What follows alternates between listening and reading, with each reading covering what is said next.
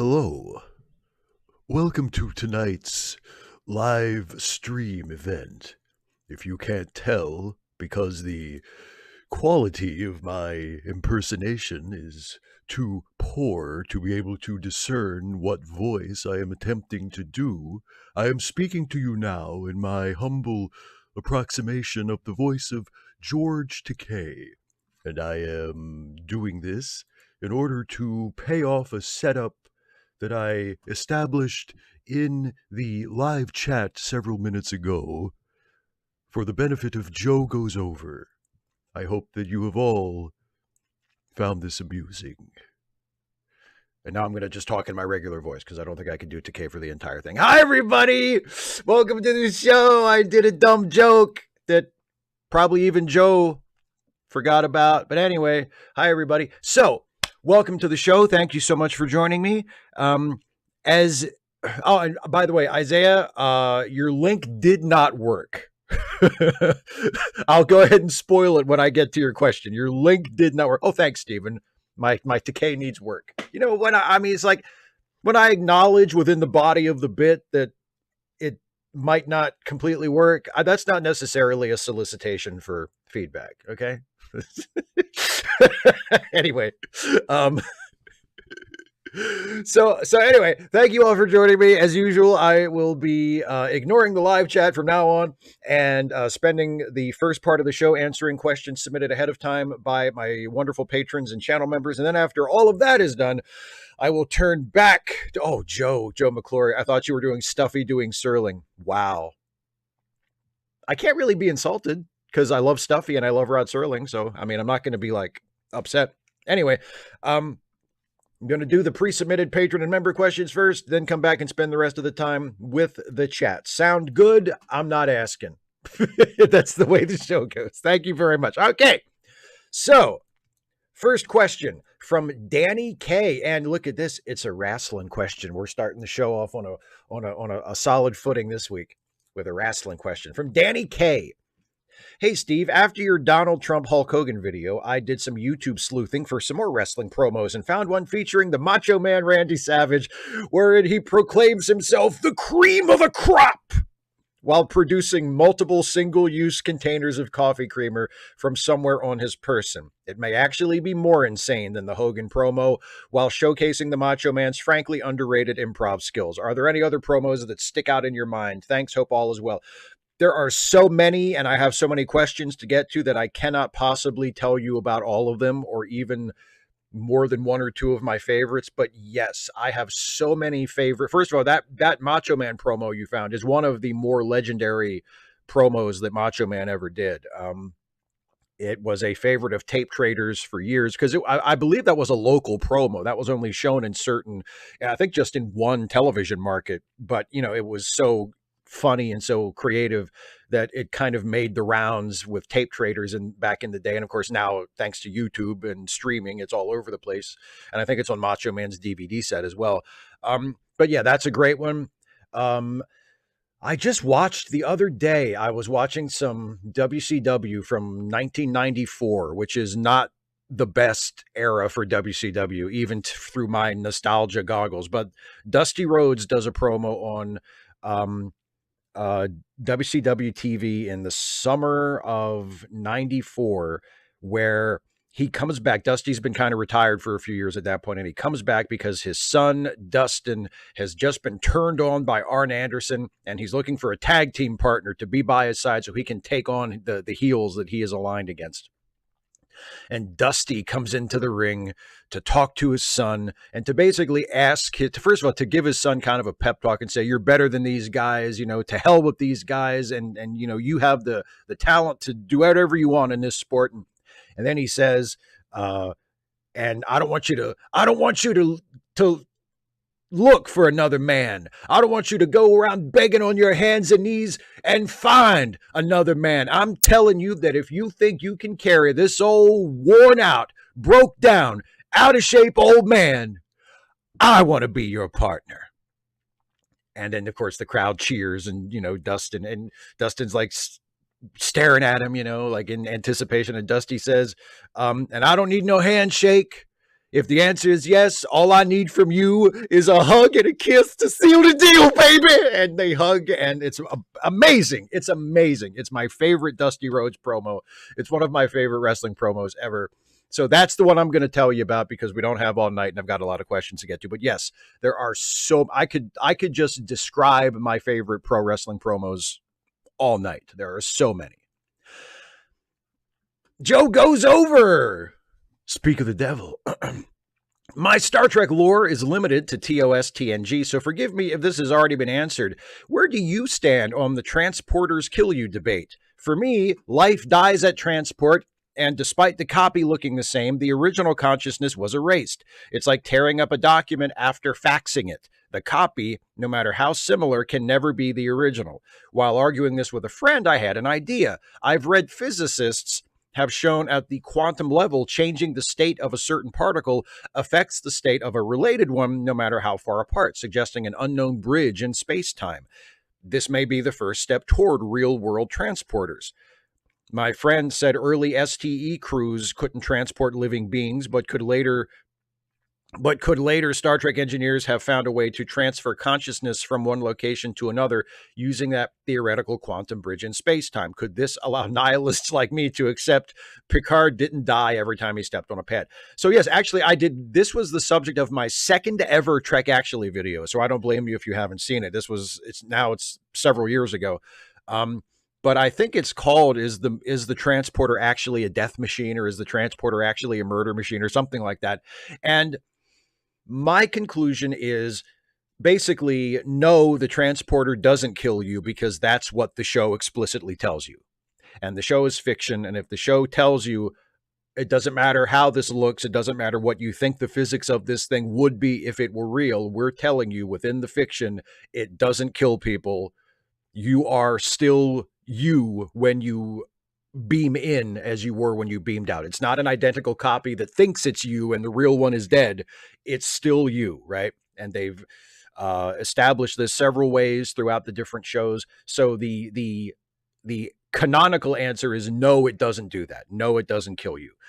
But if it were real and it operated the way the transporter seems to operate, I don't know. I can kind of believe that that's what happens. But it depends on what the principles of the transporter are.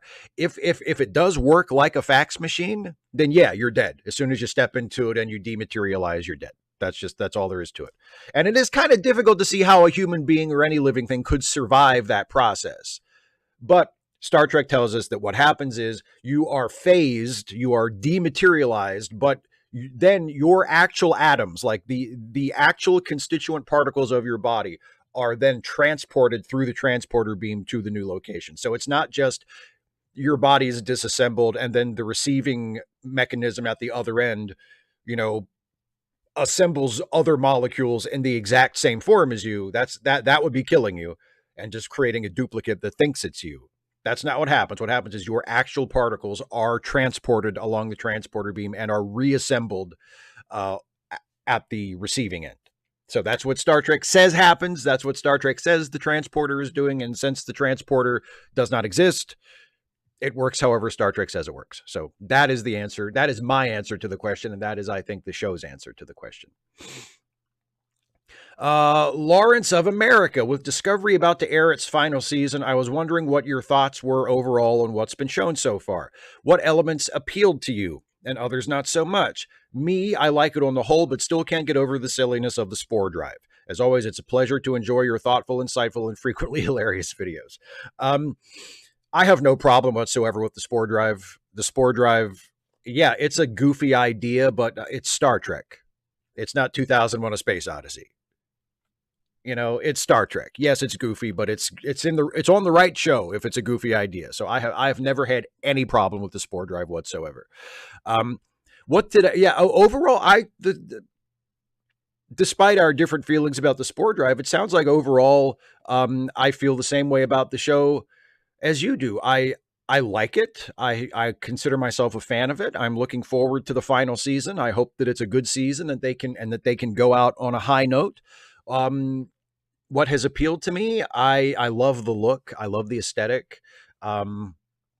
I love it. Just it's the best looking Star Trek anything that I've ever seen. Like just the production value, the camera work, the visual style of it, the product, I mean, everything about it is terrific.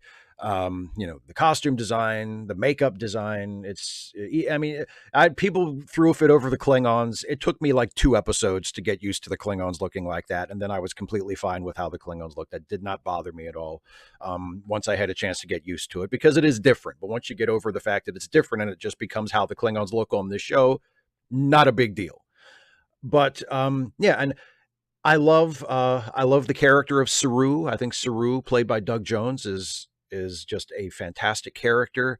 Um, I like the evolution in the character development of the Paul Stamets character. I like how we are revealed, additional layers and depths to him as the show goes on. And yeah, overall, I think it's a good show. It's a very flawed show. The problem with it has always been the writing, especially the season long writing, the season long story arcs. It has stumbled to one degree or another as far as that goes in all of its 4 seasons so far, which is frustrating. But there are enough good aspects to balance that out and to make it overall a show that I enjoy, even though it does have some very, very frustrating and stubborn shortcomings. But yeah, I like Discovery a lot. And like I said, I hope its final season allows it to go out on top as it deserves. Kier is sitting in a kitchen that may double as a CSI set. I see you, I hear you, I fear you. Fake illegal rape story and end scene. Wasn't that a hell of a thing? Like, did they pre-record that and then just play the tape, or was she doing that live? Because like, if she was doing it, but even if she was doing it live, had she not run through it before? Surely she must have run through it at least once or twice with people watching before she went live and did that. And we're talking about the Republican response to the State of the Union, by the way, anybody who doesn't know what we're talking about. We're talking about it was Senator Katie Britt is her name, right? Senator Katie Britt. She's a Republican senator from, I think Alabama. Yeah, I think Alabama. She did the Republican response to President Biden's State of the Union, and it was an absolute shit show. It was an embarrassment on every level. It was an embarrassment in terms of its content. It was an embarrassment in terms of her performance. It was just awful. And it's awful in a way that, like, it leaves me questioning, like, if that was pre-recorded, how could they possibly have aired that?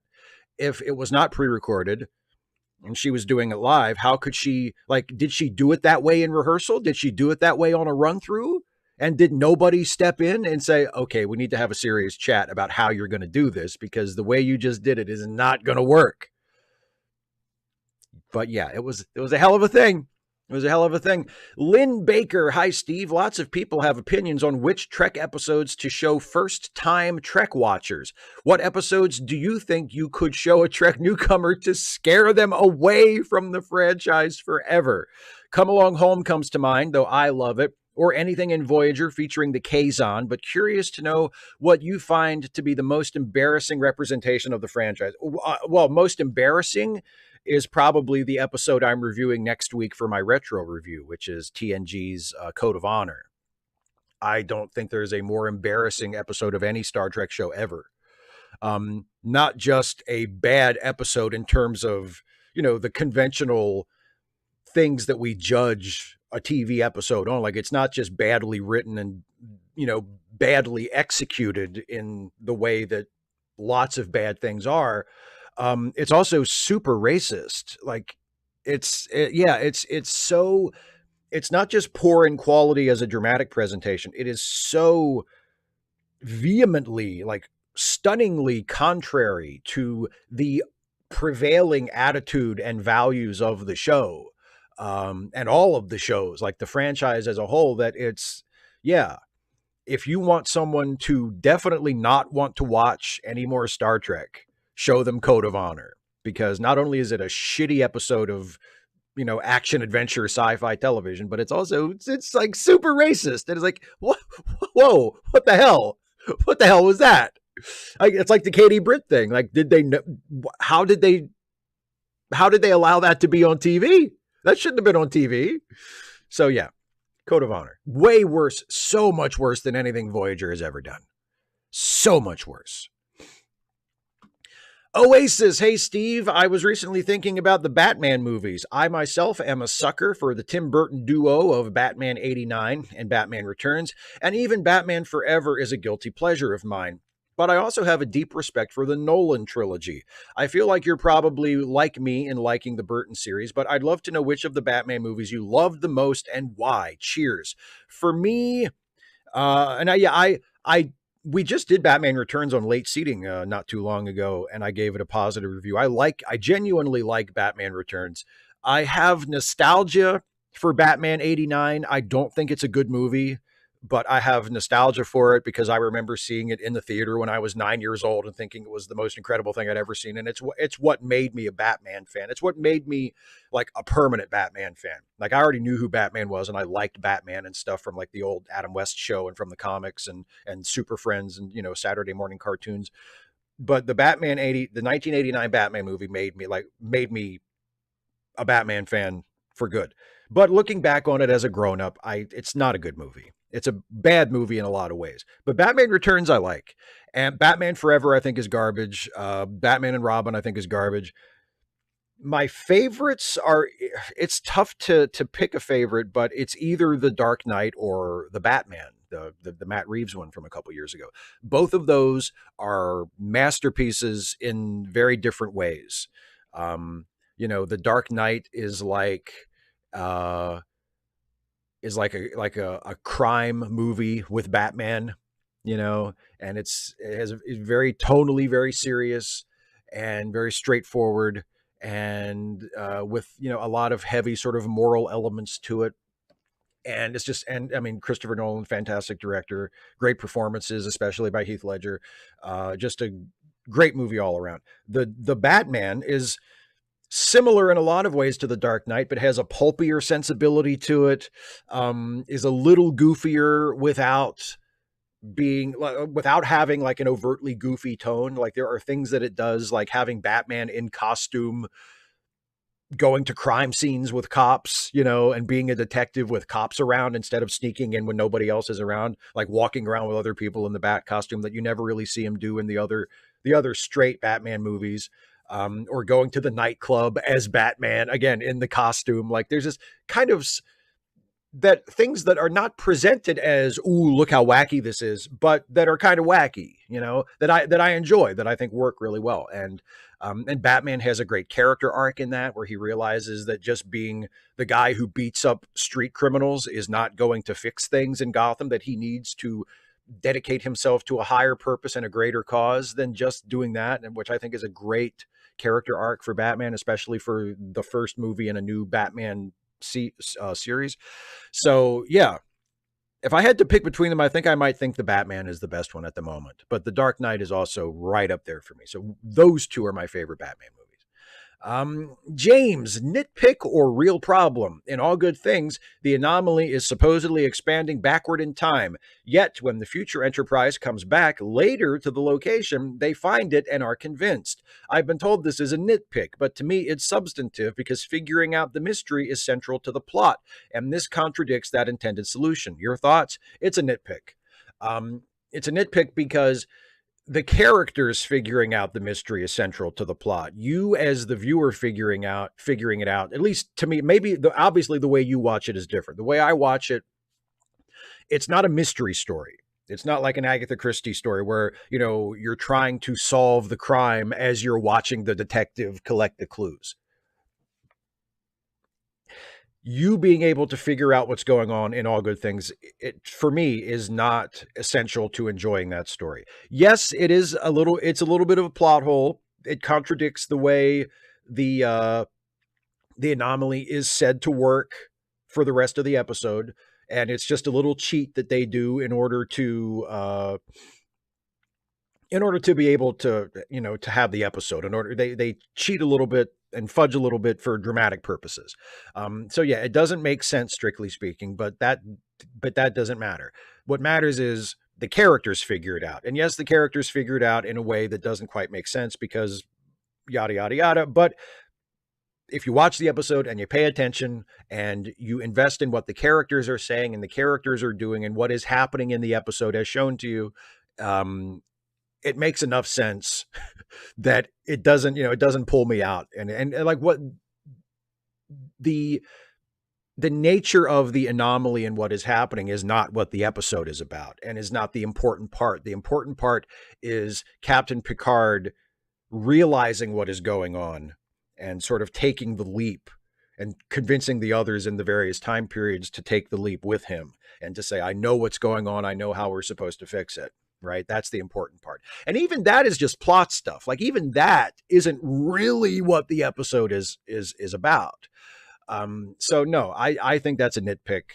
I don't think it is a flaw in the episode. It is something that maybe a little bit more rewriting could have corrected in some way. But to me, it's a nitpick. It's not a serious flaw in the episode at all. Beth, I'm rewatching Enterprise and I'm finding it actually funny how much they didn't even try to make some things futuristic, like Archer's rock climbing athletic wear. Am I the only one who prefers the cheesy attempts at future tech and fashion? Even if everyone looks like they're wearing pajamas or costumes from a middle school play. I think it depends on what the intended effect of it is. I think if you're going for the aesthetic of Enterprise was they were trying to be relatively down to earth with everything. They wanted Enterprise was set not as far in the future as the other Star Trek shows had been up to that point. They wanted it to be lower tech compared to the other shows that were set in the 23rd and 24th centuries. They wanted it to feel a little bit closer to the contemporary world, that people were watching the show from. And so they didn't try as hard to make everything look and feel futuristic. Quite the opposite. They tried to make things look and feel more tactile and more recognizable. So that's what they were going for. And if that's what they were going for, then that was the right choice. Now, if they wanted it to look futuristic, then, doing the costumes look like pajamas thing, might be a better take. But given what they were trying to accomplish with Enterprise, I think they went the right way. And no matter what you do, whether you're going for non-futuristic or whether you're going for super futuristic, and even if you're trying to be like really outlandishly, unrealistic and do like the Star Trek original series thing where it's the Jolly Rancher buttons on all the computer consoles and the brightly colored costumes and the primary colored sets. Like even if you go that route, you don't want it to be so cheesy and so out there that it becomes distracting, which sometimes in Star Trek the original series it is anyway, but usually it's not. When the show is really firing on all cylinders, it's not. You're not thinking about how goofy everybody looks. You're getting into the story. So you don't want the attempts to make things look quote unquote futuristic to distract from the story you're trying to tell. So no, I actually really like the aesthetic of Enterprise. And yes, sometimes it does look like they're just wearing, the same kinds of clothes that people would wear today, but that doesn't bother me at all. I actually kind of wish Star Trek would do that more often, no matter what era the shows take place in. Eric Byer, I wondered if you might wish to share your thoughts about the latest season of Quantum Leap. I continue to be impressed by the writing and the acting. Thank you again for all you do. I thought the second season was all right. I'll tell you what I liked about it. I really liked the Ben and Hannah storyline. I thought that was very clever and very well done.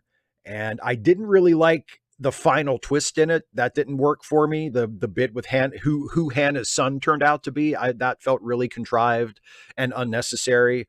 Although they used it to have Ben sort of show that being a good person and trying to help people is the way forward, right? That trying to be helpful and doing the right thing is the way to the future, not being vengeful and petty. And so it's a good message and it's a good note for the show to hit. And it's a nice optimistic note for the show to hit, which I think is good and suits the show and suits Ben as a character and makes Ben a likable character and a compelling and sympathetic hero. Like that part of it I like, but just that twist of like, oh, you'll never guess who this guy really is. That felt really contrived. But the Ben Hanna stuff, other than that, was terrific. I really liked it a lot. I thought it was done very well. So that, and I mean, Ben is a good character. Ben is a really likable protagonist. I like watching him. I like following him. But my big complaint about season 2 is my same complaint about season 1, which is I don't give a shit about any of the Project Quantum Leap stuff. I don't give a shit about any of the present day stuff. I don't care about the politics behind the project. I don't care about, are we going, what about the microchip? What about, is the government going to let us continue to do it? Or what about the interpersonal relations of the people involved? I don't give a shit about any of this. This is not the hook of the show. The hook of the show is the guy who is traveling through time trying to change history for the better. That's the show. And not just because it was the old show. That's the hook of this show, of this version of the show. There's a dude traveling through time, inhabiting other people's bodies, trying to change history for the better. And we're going to spend half of every episode with the people in the present and whatever the fuck they're doing. I don't fucking care. What's Ben doing? That should be the show. That is the show. That's the most compelling part of the show. And unfortunately, the second season wasn't any better on that score than the first. But I really like the Ben and Hannah stuff, and I really like, even though I didn't like that final plot twist, I did like where it ended up in terms of, sort of the moral lesson and the character growth involved. So, good. It's a good show. I hope they get a third season. I will keep watching if they get a third season. Sergeant Flux, should Star Trek stop the endless delusion that our reality will become Star Trek? We're less than 40 years away from first contact, and I feel now is the time to divorce Star Trek's fictional history from our reality's present. What are your thoughts? I don't think Star Trek is to blame for this. I think people who watch Star Trek are to blame for this. Star Trek is a work of fiction. Star Trek never promised that any of this stuff is going to happen. Star Trek is aspirational in many ways. Star Trek is telling us, hey, if we get over our bullshit, if we learn to actually, grow beyond racism and sexism and queer phobia and xenophobia and all of the things that have been holding us back as a species, if we actually deal with poverty and with war and with environmental catastrophe and with all of these like gigantic threats that are looming over our society, if we actually fix the problems and get our shit together, a future not unlike the one depicted in Star Trek is possible. Not literally. We're never going to meet like Vulcans and Klingons and shit, like not like that. But in terms of the peaceful coexistence and the valuing of multiculturalism and pluralism and inclusivity, like that kind of thing, that is possible in our future if we take the necessary steps to get there. So Star Trek is aspirational in that way. But that doesn't mean that Star Trek is saying, in the late 21st century, we're going to finally get our shit together and everything's going to start to get better. Like Star Trek never makes specific promises. It's a work of fiction. And yes, there's a fictional timeline that intersects with our actual history at certain points, but that's not the show saying, it's all going to be like this eventually. People who say that or think that or view it that way are taking it to me in a far too literal fashion. Like that's not what Star Trek is saying. Star Trek's not saying, well, there's going to be World War III, but then we're going to get our shit together and everything's going to be fine. And that's going to happen, sometime in the 2060s. Like that's not, that's not going to happen. That's not what Star Trek is saying. So I don't think it's Star Trek's fault, but I will say this. I do think the creators of Star Trek shows should not waste any time trying to make the Star Trek fictional history line up with real history. I think that's a complete waste of time. Because it doesn't matter. Star Trek takes place in a fictionalized version of our universe. You don't need to try and literally match the timelines as much as possible for that to come across. Like people who are that literal minded and that pedantic are always going to find the points where it doesn't match anyway. So forget about that. Forget about the fact, well, the eugenics wars didn't actually take place in the 90s. Okay, well, so what? It's fiction. Who cares? So I think the creators of Star Trek shows should not worry about that stuff, but not quite for the reasons that you're saying. Thinking Cat, what is your top 10 favorite? Okay, we're not going to do 10 and 5. I'm just going to okay, I'm not doing like off the top of my head top 10 lists and top 5 lists. But let's see where the question goes. What is the top 10 favorite ship and your 5 you don't like? As for me, I love all the Enterprise and TOS era ships, but I'm not a fan of much of the post Dominion War and Discovery future ships. But I do like the Protostar from Prodigy. I find I like the smaller ships myself. The idea of the giant ships that are heavily armed is to counter Gene Roddenberry's view of peace and exploration. So yeah, I'm not doing 10 and 5. That's too much of an ask for a, sort of an off the cuff question. My favorite Star Trek ships, just in general, not even ranking them, are a bunch of Enterprises. I love the refit Enterprise from the classic era movies. The one starting with Star Trek the Motion Picture. I love that Enterprise. I love Captain Pike's Enterprise from Strange New Worlds, which is very close to the version that we also saw in season 2 of Discovery. Like that, the current era Enterprise, the current production era, I really, really like inside and out. Like I love the interior sets they've created for it, and I love the exterior of it as well. I think it's a really great sort of modern day interpretation of the classic TOS Enterprise. I really, really like it a lot. And I also I love the Defiant. The Defiant is one of my favorite ships. So those are my favorites. I don't really have strong opinions on ones I don't like. Like it doesn't really, I can't think of a Star Trek ship, but when I think of it, I go, oh God, I hate that ship. Like there's ones that I really like, that I remember, and then there's ones that I just don't think of, that just don't stick in my head. And that's basically how that goes. But yeah, the Captain Pike's Enterprise from Strange New Worlds and Captain Kirk's Enterprise from the movies, those are, and the Defiant, those are my favorites. Carlisle the Cinephile. Hello, Steve. You recently did a video on romance in Star Trek, and I have a question that kind of relates to it.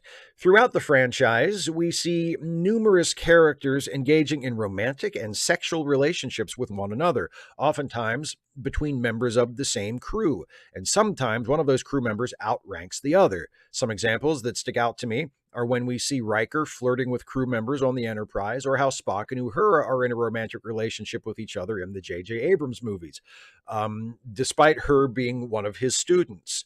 That seems like an unjust power dynamic to me. Does Starfleet not have regulations regarding interpersonal relationships? And if so, what are they? Sounds like the sort of thing you would want to ask a member of Starfleet HR. If only someone had recently made a video on that premise. I think there are references occasionally in the show to there being regulations, or to certain, at least there are references to certain kinds of relationships not being against regulations. Like I remember the episode Lessons in TNG, where Captain Picard begins a relationship with one of his subordinates on the ship. And I think he talks to Counselor Troy about it, doesn't he? And he's concerned about, like, is this okay? Is this within the bounds of ethics for me to even do this? And Troy said, well, it's not against regulations.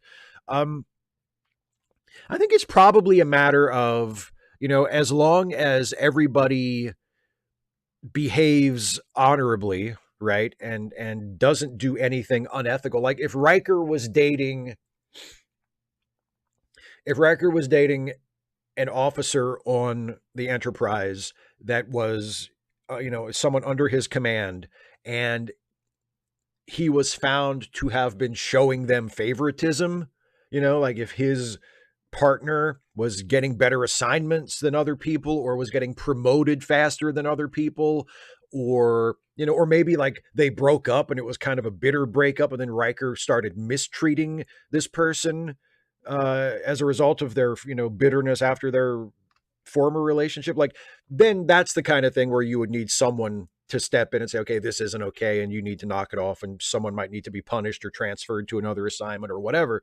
But as long as everybody treats everybody with respect, and nobody is treated unfairly for the positive or the negative, I don't really, I mean, especially on a spaceship where they're on long assignments, and they're away from planets and star bases for weeks or months at a time, and it's just everybody on the ship together.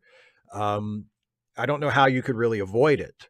I mean, people they're going to have relationships. It's just something that's going to happen, especially with that large a number of people who are together in that confined space for that large amount of time. So I think as long as everybody behaves themselves and treats each other with respect, it wouldn't be a problem. But if there is a problem, well, then there must be something like Starfleet HR to handle those problems, you would think. Brian Baker, Steve, first, I'd like to apologize for the last question I sent you. I was pissed off at the time, and I let that go to you. Sorry. And by the way, just for the record, I don't remember what you're referring to. I don't think I thought your question was particularly angry or aggressive, at least not toward me, unless I've just completely forgotten about it. So I accept your apology, but I don't remember it being necessary. But thank you anyway. I will have celebrated my 59th birthday by the time you read this. Happy birthday. And your recent video about fan service and writers was very helpful to me. I wrote a novel, a mystery/thriller thing, and gave it to someone to read and check for errors like typos and wrong character names. They read the manuscript and sent it back with a long letter about what they would have done with the novel's plot. And I got that letter the night before your video. I sent it to them in reply to their email with their suggestions because you helped me by clarifying the perfect response to them. So you gave me an early birthday present, and I thank you. Well, you're welcome.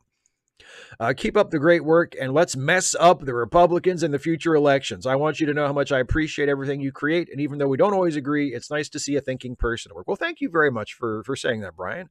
And I'm glad my video could help you out. Can I just say, I don't know what your specific response was to the person who wrote back to you about your novel. I can just say, if I were in your shoes and I sent a manuscript to someone and I specified, like, can you please read this, like, as a copy editor, just please check it for typos and, wrong character names and stuff like that. And they agreed to do that. And then when they sent it back to me, they sent a letter with what they would have done if they had written it. I would be very, very annoyed with that person, and I probably wouldn't send them things to read anymore. I don't know what your response was, but just putting myself in your shoes, if I sent something out to a friend or someone I trusted and I said, can you please copy edit this for me? And they came back with a bunch of story suggestions and critiques, I'd be really annoyed because that's not what I asked you for.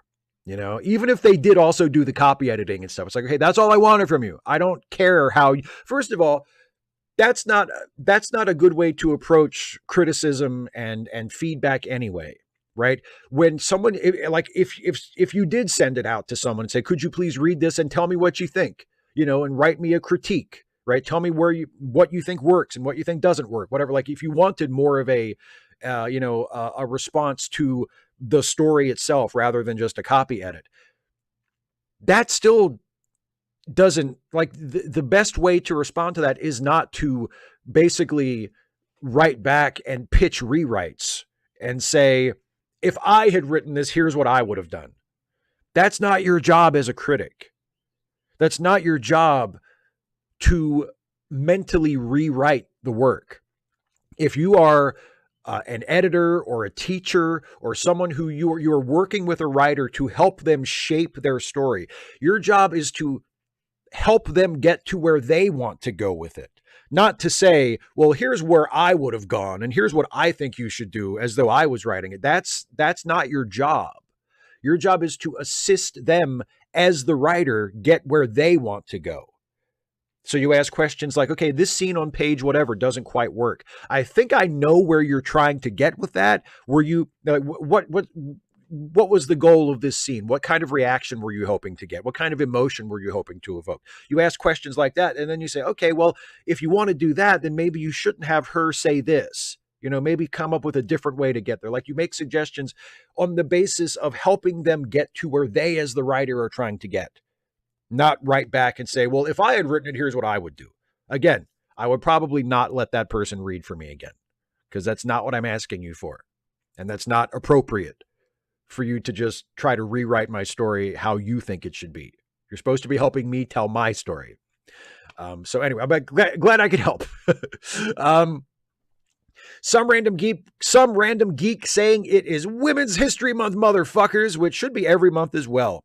Phoenix was quite close to losing their access to the internet. Luckily, he got enough money on Monday to keep their internet on, but they still need money just for all the other bills, food and supplies, just so they can live and be happy. And let's not forget about Joey, who is still trying to avoid homelessness, and Joanna, who always needs money too. Now, Steve, a while ago you mentioned the phenomenon when someone sees a donation post for the same person, but 2 weeks later they tend to say, oh, I have already given to them before. I did my good thing already. And Steve, I agree with you that that is a thing and it happens, but then what is the counter to that? How can I make it clear that Phoenix, Joanna, and Joey needs money every month? I'm willing to give them money until my death. I'm not expecting others to do so, but can I get others to agree to budget each and every month to give money to Joanna, Phoenix, and Joey? I mean, it's tough to ask that of people who don't personally know them. If you can find a way to tell, I mean, and this is a lot of work, and, I don't know if you'd be able to do this or if they would be able or willing to do this, but you need to tell people a story. You need to tell people, you can't just say, my friend Joanna doesn't have money for bills this month, right? Because like I said, there are a lot of people who will see that the first time and go, oh, how awful, here's, $10 or whatever. But then if they see that again and again and again, it doesn't get in. It doesn't register. But if you can get people to feel like they know this person and get invested in this person and say, you know what, I want Joanna to be okay. So yeah, maybe I will set aside $5 a month every month or $20 a month every month or whatever, whatever amount they want, whatever amount they can afford. If there's a personal investment, then it's easier. Right. You can't just tell people, and it would be nice if you could just say, hey, my friends need money every month. It's an ongoing situation. It's not just a temporary thing. And people who could afford to give would be able to say, oh, sure. OK, I'll just set up a recurring, PayPal transaction or whatever. Most people aren't going to do that for a complete stranger, and it would be nice if it wasn't that way, but that's the way it is. So there needs to be some kind of feeling of personal investment. If you feel like someone, if you feel like they're a friend of yours and you know them well enough or you know enough about them that you want them to be okay and you want to do what you can to help them be okay. That's the situation you need to create in the minds of people that you're, distributing this information to. So good luck. Stephen G. Clenard. Hey, Steve, who's your favorite half-human, half-Qatarian moppet in Star Trek? Naomi Wildman, you say? Mine too. I don't know if you've heard, but Terry Matalas and the Picard Season 3 writers developed a Naomi Wildman subplot, which had to be dropped due to time constraints. If you had 13 episodes, you were doing this for sure. But if you had 10, you're like, I need to get to LeVar. What a missed opportunity. Personally, I would have dropped Geordi and gone all in on Naomi. Fight me on this. Anyhow, will you sign my fan petition to add Mr. Mott to the crew in Star Trek Legacy? I figure the Enterprise G needs an experienced barber. Hashtag Ensign Gates lives. This is hilarious because, yes, I don't think I heard the Naomi Wildman detail, but I have heard Matalas and say in other interviews that there were basically they wanted to do even more fan service, but they just didn't have the time or the money to do it. And it was almost all stuff that had nothing to do with TNG. Like one of my broad pet peeves with season 3 of Picard, not even getting into the details of the writing and all that stuff, but just conceptually, the hook of the season is we're getting the band back together. The TNG crew is going to be back together, and everybody is going to be in the show for the first time since Nemesis. Like everybody's going to be back together from the old show, right? That's the hook of the season. The band's getting back together. So it's a TNG reunion show. That being the case, why is there so much shit from Deep Space Nine in here? Why is there shit from Voyager in here? Why are we pulling from all over the place instead of just focusing and doing a TNG reunion show? Because a TNG reunion show is already pretty fucking fan servicey as it is. You don't need to be adding fan service to that if your starting point is TNG reunion. That's all the fan service you need. Start from there and go and grow out and do other stuff, do new, fresh stuff with these old established characters instead of saying, let's bring back her, let's bring back him, let's have changelings, let's have this, let's have that. Like, and the fact that they wanted to do even more of that, and even more that wasn't TNG stuff, that was stuff they're pulling in from other shows. Yes, other Star Trek shows, but other shows besides TNG, is ridiculous.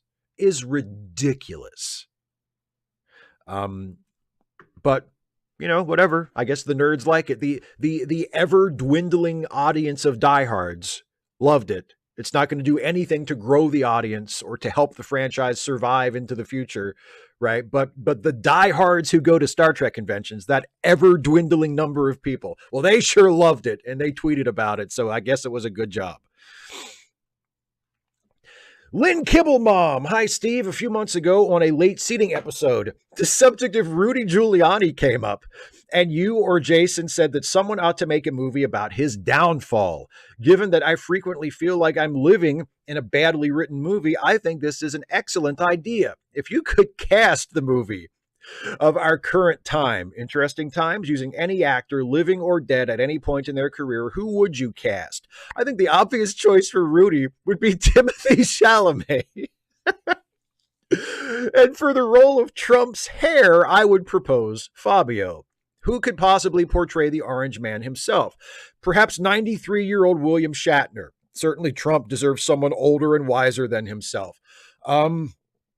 I say cast Christian Bale as everybody and just set aside about 5 years for him to gain or lose all the weight necessary to suit every role. And of course, he'd have to have makeup and all that stuff, but just have Christian Bale play everybody himself and just take as long as you need to get all the shots you need while Christian Bale gets into the various shapes that he needs to get into in order to play these characters. That's what I would like to see. Wouldn't you love to see Christian Bale play Rudy Giuliani? And then also have Christian Bale play Donald Trump? Like, I would pay money to see that, or at least I would watch it if it was on a streaming service I already subscribed to. General Contact Unit Problem Child. There's a science YouTube channel called Clint's Reptiles. It's run by a guy who's an evolutionary biologist, but also a moderate Christian. The other day, Clint decided to make a video responding to young Earth creationists, where he said he'd treat them as honest actors and do his best to steel man their arguments. I get he was trying not to alienate people on the fence, but do you think it's a bad idea not to be honest with people about the facts that, one, young Earth creationism is viewed as a crackpot theory by actual scientists, and two, there's no real debate about it among them? And there's no real debate about it among them. And two, most of the public figures who advance it are dishonest con men. Like, to the later point in particular, a couple days later, Kent Hovind made a response where he misrepresented his arguments and responded with his usual bullshit, which I kind of predicted was going to happen as soon as I saw Clint's vid. I think the best way to handle it is just not to address it. I mean, if you're doing a science channel, and the fact that the guy, obviously this guy Clint, his Christianity is not of the kind that gets in the way of him accepting science, right? He's not a religious crackpot. He's a person with religious beliefs, but he also has his, scientific ideas, and that he doesn't say, well, the Bible, a literal reading of the Bible doesn't say that, so science has to be wrong. He's not that kind of guy. So if he's just doing a science channel, why address creationism at all? Because it's not science, it's pseudoscience. There's no actual legitimate scientific basis for any of it, young Earth or old Earth, but especially young Earth. Like, it's complete, like you call it crackpot. It's a complete crackpot theory. There's no reason for a legitimate science channel to even address it. So to me, that's the best way to handle it, is to just ignore it, because it deserves to be ignored, because it's not science. It doesn't deserve to be taken seriously by anybody, let alone someone who is trying to educate people about science. But if you do decide to address it, I also think, yes, it is a mistake to treat the people who make these arguments as honest actors, because they're not. So, I haven't watched the videos. I don't know how we handle it. I'm sure if he's a good science communicator, he probably did a good job at explaining why these ideas are wrong, but good for him if he maybe reached a couple of people, but I think it's a waste of time. It's a waste of time to address it at all. And it's especially a waste of time to pretend that the people pushing it are good faith actors, because they're not. Agent Meister, who never deals in absolutes. Peldor Joy, Steve, just a few things I want to share. Did you know that those small plastic things at the end of shoelaces are called aglets? That blows your mind, am I right? It does, but I already knew that. Do you feel any better knowing that you're walking around the place with aglets? Do you, Steve? I knew that they were called aglets. You know who told me that? Beekman.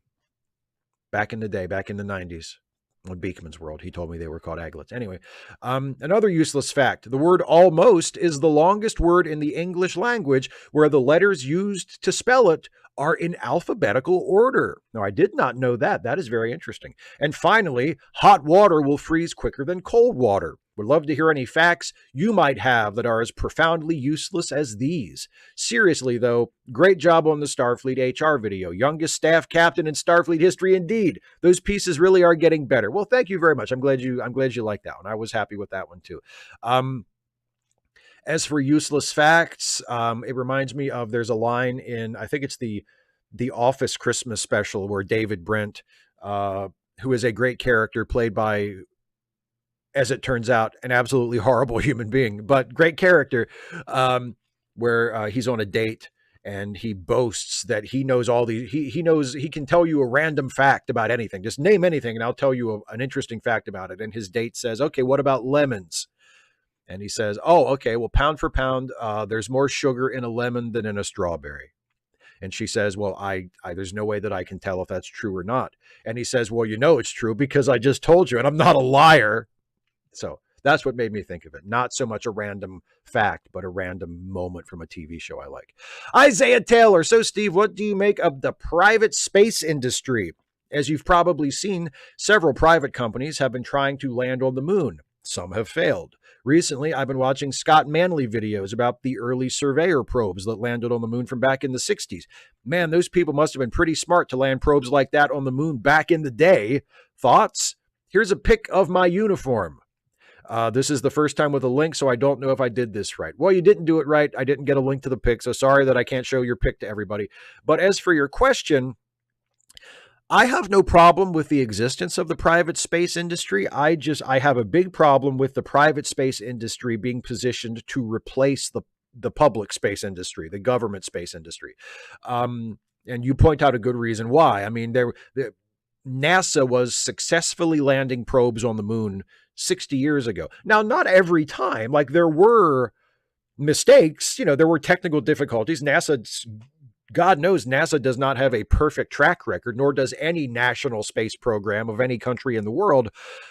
But it is telling that the cutting edge of private space flight is just now getting to be able to reliably and regularly do stuff that NASA was doing in the 60s and 70s. So private space flight has a lot of catching up to do, and at this point is way, way worse at pretty much everything than national space programs like NASA are. So I have no problem with a private space industry, with the existence of it, but I don't want it to be used as a replacement for the national space program or as an excuse for giving less money to the national space program, which unfortunately it often is. Dana, who is very, very tired. Steve, I feel like I have stopped doing a lot of the things I used to do. I am no longer working at Rock City or Wake Winnipesaukee. I finished my master's years ago. I'm not in a play. I'm not going to the monthly writers group I used to attend. Heck, last night I ditched the play discussion group that only meets once a month. And yet I'm still so tired. I just want to know why. Because you still do a lot of stuff. You didn't tell people. There's a detail you left out when you say last night you ditched your play discussion group. What were you doing before the play discussion group, Dana? You had a union meeting. So your original plan was, and you had already worked a full day at school. So you did a full work day as a public school teacher, which has to be the most physically and emotionally exhausting job I can imagine. You do that until like 3:30 or 4 o'clock. Then you go to a union meeting that I guess lasted a couple hours, right? And then your original plan was to then go from there to another thing, to a play discussion group that would have lasted another hour or two, presumably. And you cut out the play discussion group, and then you say, I cut out something. Why am I still so tired? Because you worked a full day and then you went to a union meeting. So, I mean, I understand that maybe it's frustrating. And by the way, you also, you wake up super early and go to the YMCA some weeks every single day. Now, I know this week you took a couple of days off. There were a couple of mornings during this past week where you didn't get up early and go to the Y, but usually like there are days when you go to the Y every single day of the week, Monday, Tuesday, Wednesday, Thursday, Friday, Saturday, and Sunday. You do it every day.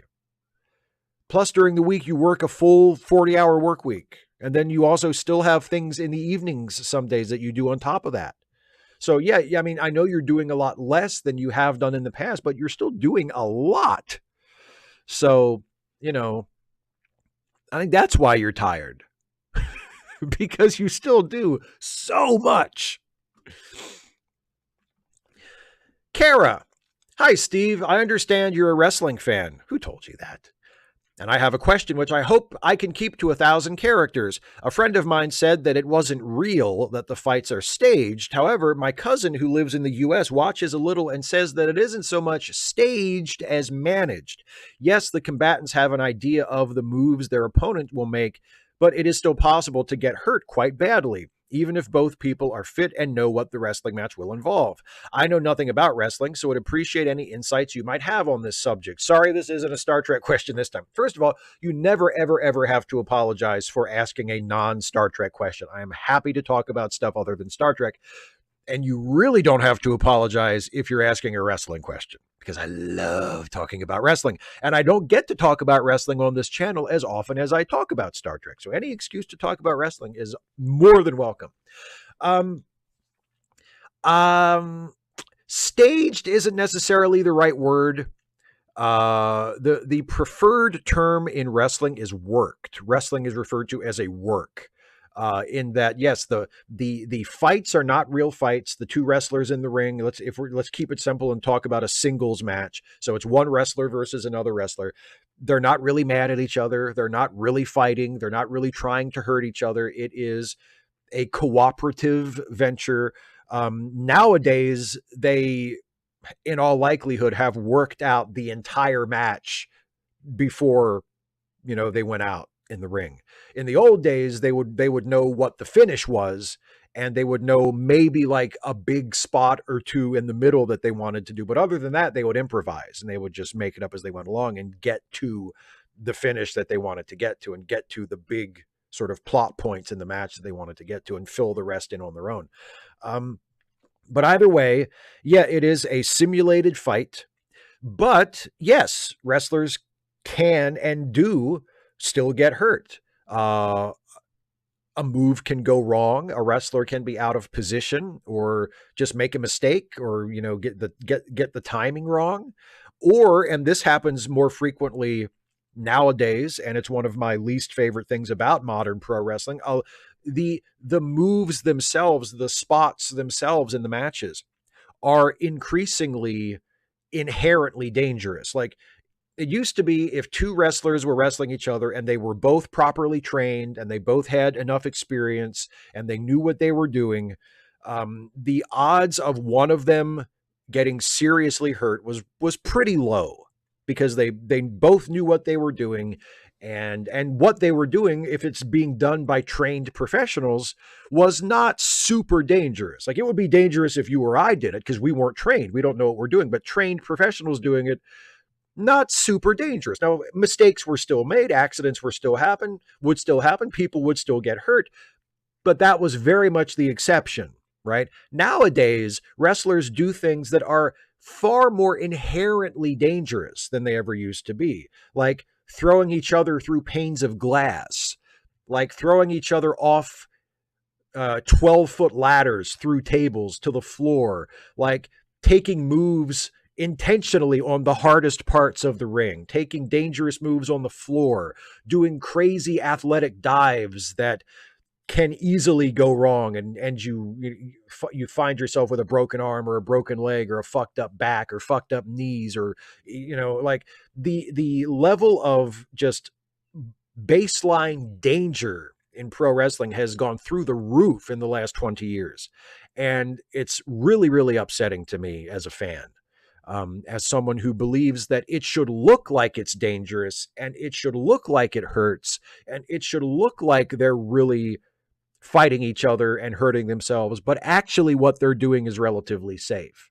That to me is what should be the art of professional wrestling. And unfortunately, that has been lost to a certain degree by people who view wrestling as kind of a stunt show, and they just want to do amazing, incredible, jaw-dropping things that will make the fans chant holy shit, whether it makes any sense within the context of a match at all, and no matter how incredibly dangerous and stupid it is to do. So, but yes, the short answer, yes, it is still very possible, and increasingly, unfortunately, very possible and very likely that wrestlers will get hurt during wrestling matches, even though they're not really fighting. Joe McClory. So a local theater had a film festival of the Best Picture nominees that I went to, and I saw the movie Anatomy of a Fall. Very good movie. Not my fave of the bunch, but honestly, this year it was all bangers. The basic plot of the movie is a husband and father dies, and it follows the court case in France as to whether his wife killed him, and the movie does not make it clear whether she did. And I learned something about myself while watching it. I didn't care. I remember thinking while watching the movie, I hope she is found not guilty, and I don't care if she did it. She wouldn't be likely to hurt anyone else. He is already dead. It seems cruel to destroy what is left of the family for no good to society. I know you have said you support restorative justice as well. I was wondering if you have ever felt this way as well in a case where there is no real way for a killer to fix things. Is it better just to do nothing than to give a token punishment so that they don't just get away with it? Well, first of all, I agree with you. Anatomy of a Fall is a great movie. I liked it a lot. And yeah, I haven't seen every Best Picture nominee, but I saw several that I thought were better than Oppenheimer. I liked Oppenheimer too, but Oppenheimer kind of loses me after the first 2 hours. But of the Best Picture nominees I've seen, I think my favorite is probably Poor Things, but Anatomy of a Fall is right up there too. I think I liked Anatomy of a Fall better than I liked Oppenheimer as well. Great movie, great performances. And I kind of feel the same way about you. Like, I don't really care whether she really did it or not, you know? And yes, the problem is, I guess you could make the argument, well, how can you tell? You know, if you can tell, if you could find some way to satisfy the court that a given person is legitimately not a threat to society. If it is a case where, one person killed another person as a result of a very specific circumstance that is not likely to be repeated, and the killer is very unlikely to kill anyone again. And also there are mitigating circumstances, like there are children involved and there's only one surviving parent or whatever.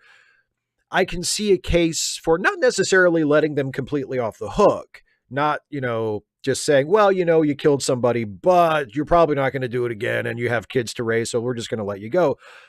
But maybe not sentencing them to the harshest possible sentence. I don't think it's in society's interest to just let murderers get away with murder, but it may be in society's interest to give the law the ability to show mercy in certain cases where the judge or the jury feels that it is warranted and it is safe to do so.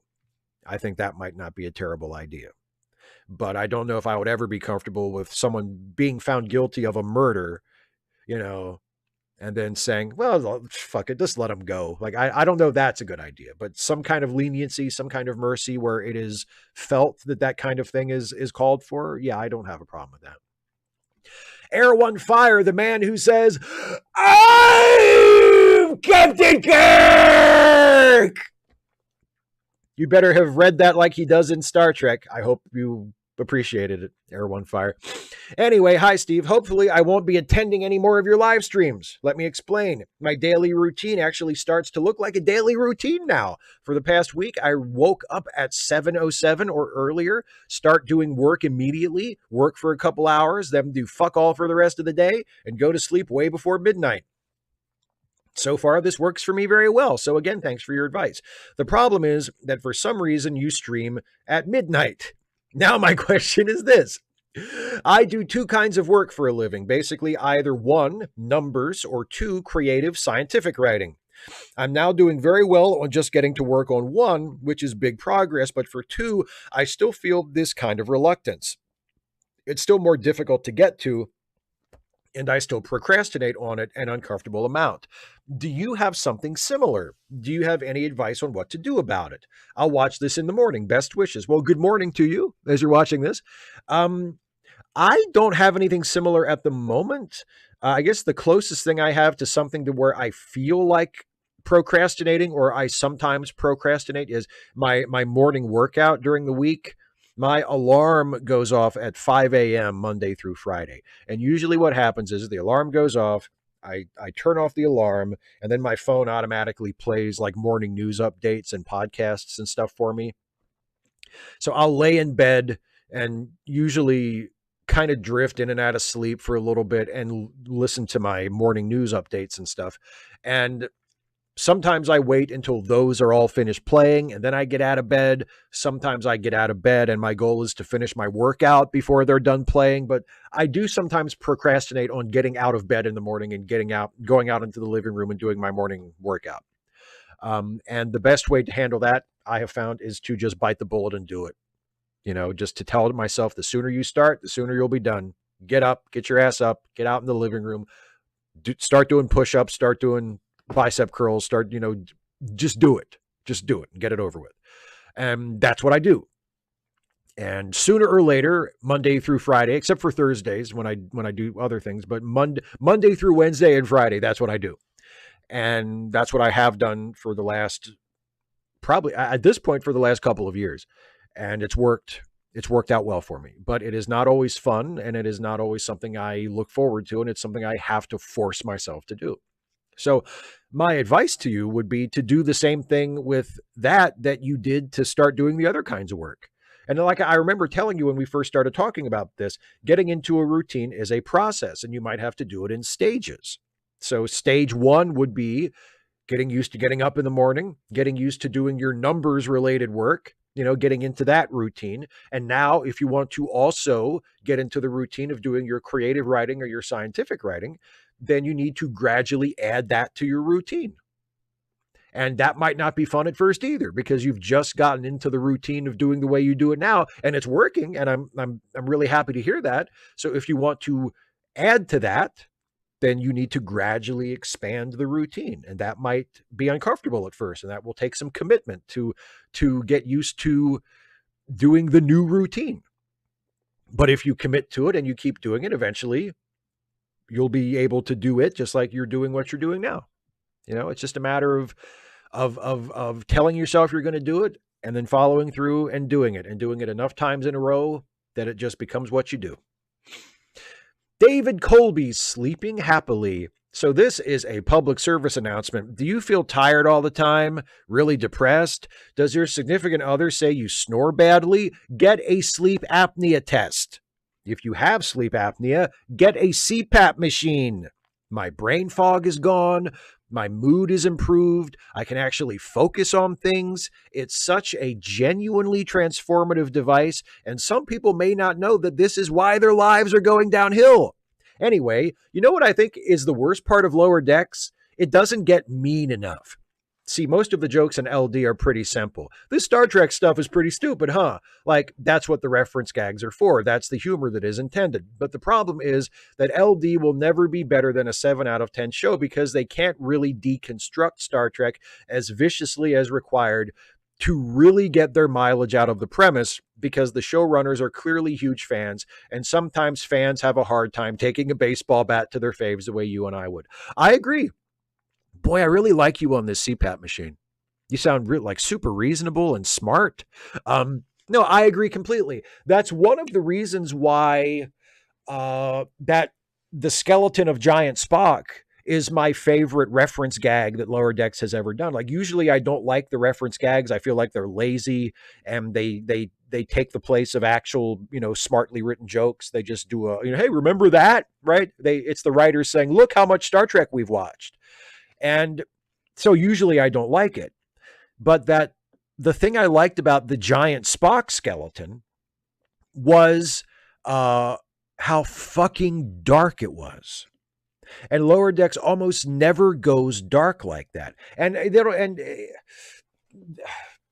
it very, very rarely seems like it occasionally tries to satirize Star Trek or tries to deconstruct Star Trek or tries to critique Star Trek in a humorous way, but it almost never has any teeth because, as you point out, it's obvious that the writers are all huge Star Trek nerds, and it's like they don't want to hurt Star Trek's feelings.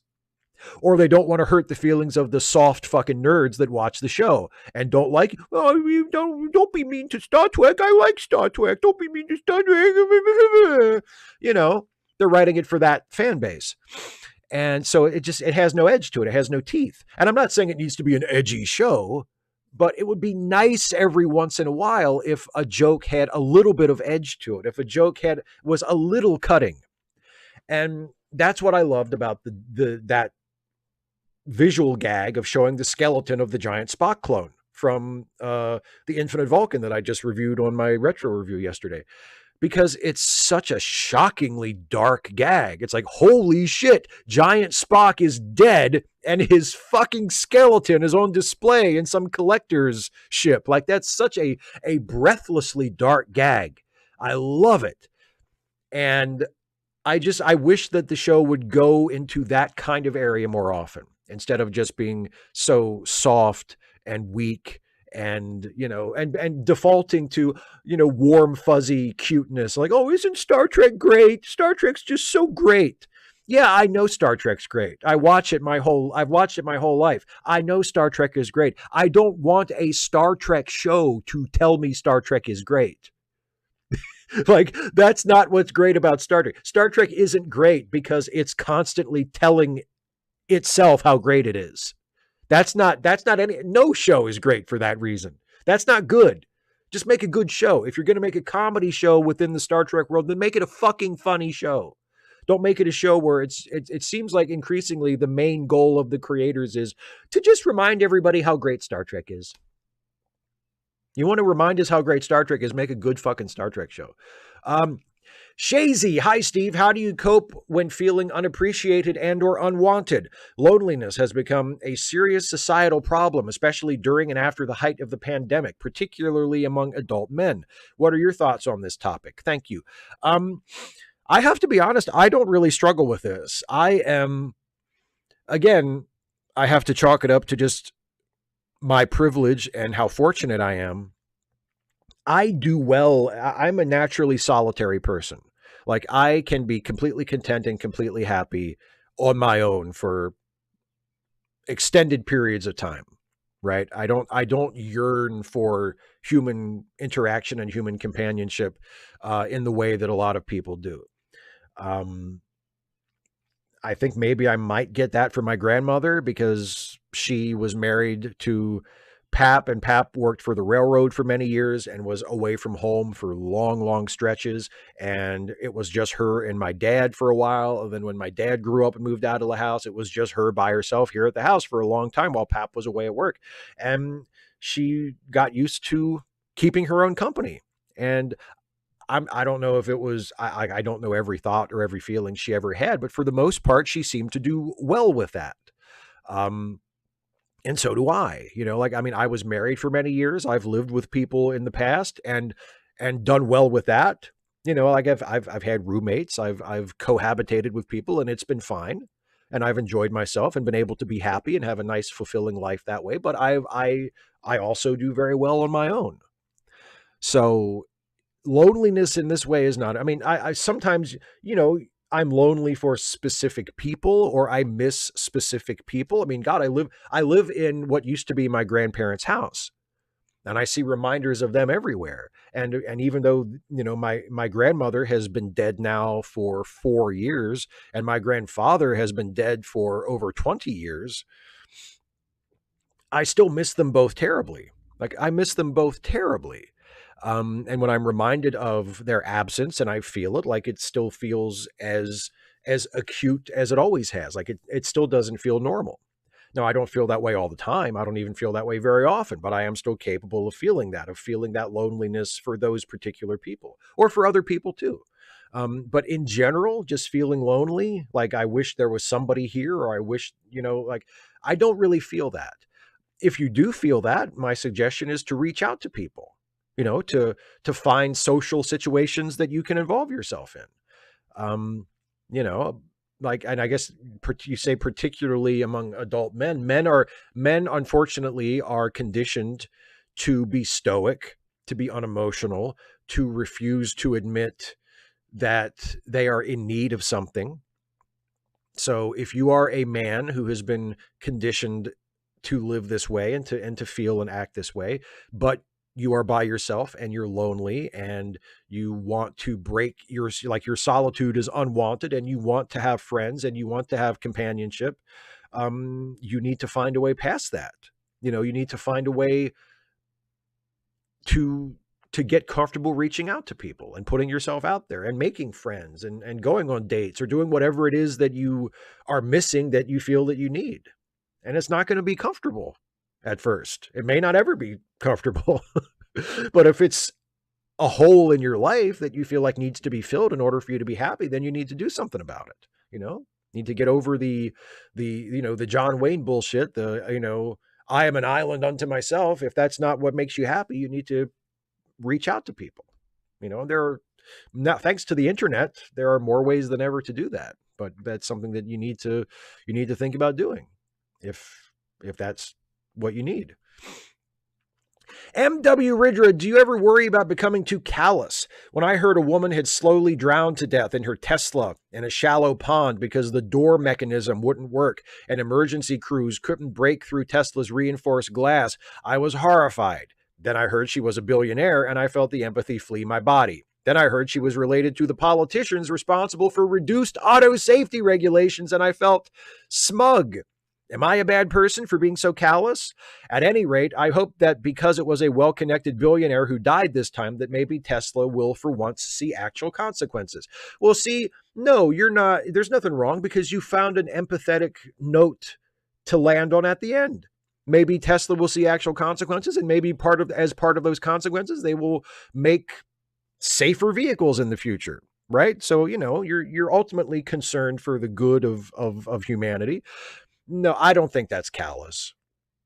I think that's fucking hilarious. That story a billionaire dies in a Tesla, and it turns out that not only are they a billionaire, but they're connected to politicians who have reduced auto safety regulations. That is fucking hilarious. I don't feel the least bit bad for that person. I don't feel the least bit sad that happened. Fuck her. Fuck Teslas. And fuck anybody who,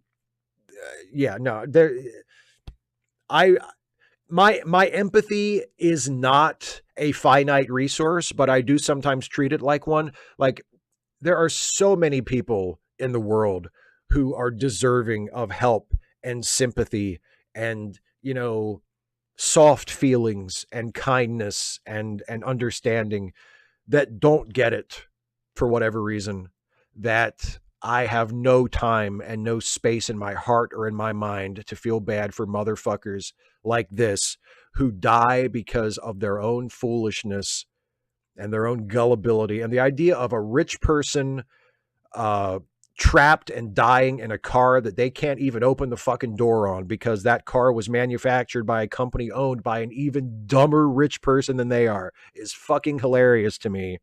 And as an example of a problem solving itself, albeit on a very small scale. So no, yeah, I mean, if you're callous, buddy, what does that make me? And whatever it makes me, I can live with it. Russell, hey Steve, I've been recently debating with a guy about economics, and while this person believes in a system that allows the government to simply provide all the needs to all people, I see a major flaw in this ideology. Actually, a few flaws. First being, if people are allowed to choose whether to work or allowing the government to let the people sit on their arses, what would be the incentive?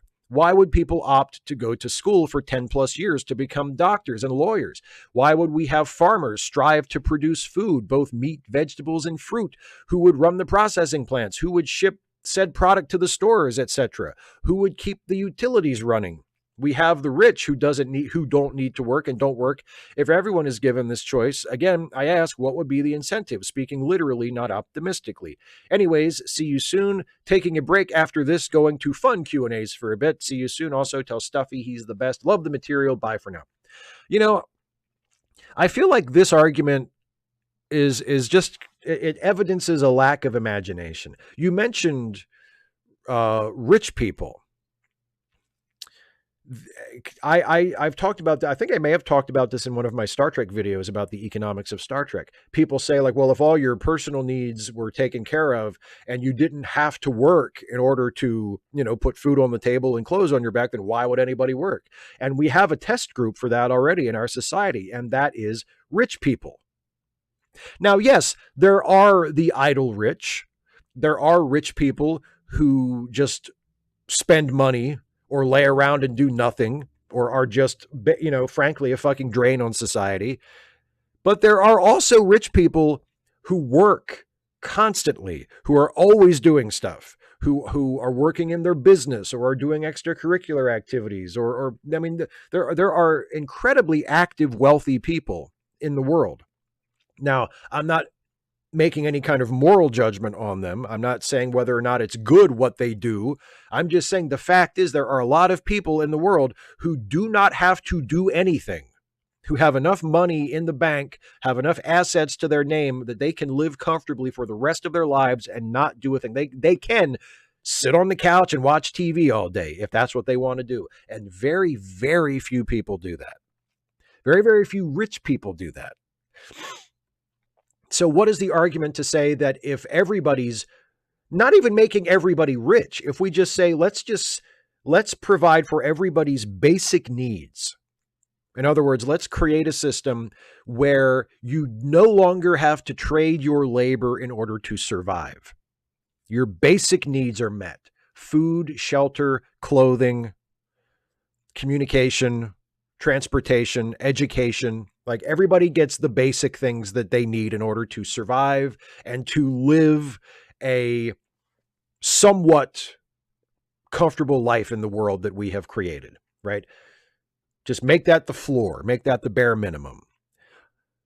Are you really saying that nobody would want to work? I mean, yes, of course, there would be some people who would say, you know what, this is enough for me. I'm just going to stay home, right? I'm just going to take my bare minimum and that's enough for me. But I really believe that most people are still going to want to go out and get a job, are going to want to find something productive to do with their time, either because they just find it boring, the idea of laying around doing nothing. They need to do something with their life, or the bare minimum is not enough for them. They want a higher quality of life than that. Yes, it's nice to know that you're never going to starve to death. You're never going to be homeless. That's fantastic. I think we should give that to everybody, But most people are going to want more than that. Most people are going to say, well, if I go out and get a job and I earn a certain level of income, or I go out and get an education and can get a higher paying job, or whatever, then I'll be able to get a nicer house. I'll be able to get a nicer car, or I'll be able to get a new car more often, or I'll be able to have children and provide for them, and provide a higher quality of life for them, or I'll be able to take vacations and take trips, or whatever it is.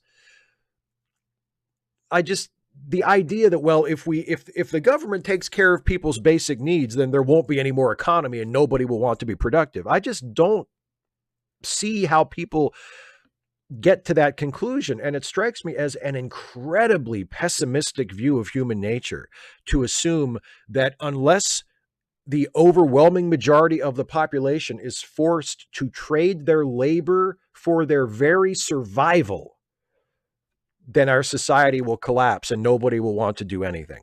I think that is a breathtakingly cynical view. And I don't think that's true. I just don't think that's true. Last question from John Burns. So I guess I'm not going to Russia. I mentioned grabbing Putin and taking him to Britain, but perhaps that's too excessive. Now I'm thinking of writing a book, perhaps a short story. Stephen King wrote many great short stories in his life. What do you think? I agree. Stephen King has written many great short stories. We are completely in agreement. Why would you want to take Putin to Britain? What did Britain ever do to you? All right. That's it for the patron and member questions. Thanks to all my wonderful patrons and members for all of those awesome questions. I'm going to turn my full attention to the chat in a moment. But first, how about a Stuffy video, everybody? Let's watch some Stuffy. So it's a brand new Stuffy short I'm about to premiere for you. This will go up as a standalone short on my YouTube channel tomorrow, but because you are watching Ask Away, you get to see the whole thing in all of its glory for the first time momentarily. Please enjoy this brand new Stuffy short.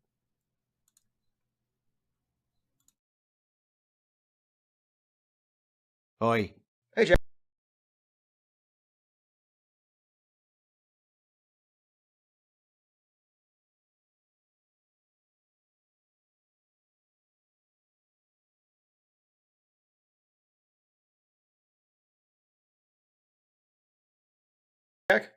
We've been binge watching the first season of Pee-wee's Playhouse all morning. Care to join us? Watching a 30-year-old kids program is how you choose to spend your day? Yep, and as a result, we have quite a few secret words piled up. Which secret word did I say? Day. The secret word of episode 7. What? The secret word episode 8. Time. Episode 6. Stop screaming at me! You mean you've been watching Pee-wee's Playhouse all day? You already did that when you silly bastards! Doesn't matter. The rules as specified by Pee-wee clearly state for the rest of the day, whenever anyone says the secret word, scream real loud. The rules were obviously not made with binging in mind. Nevertheless, we are bound by them. Look. There is...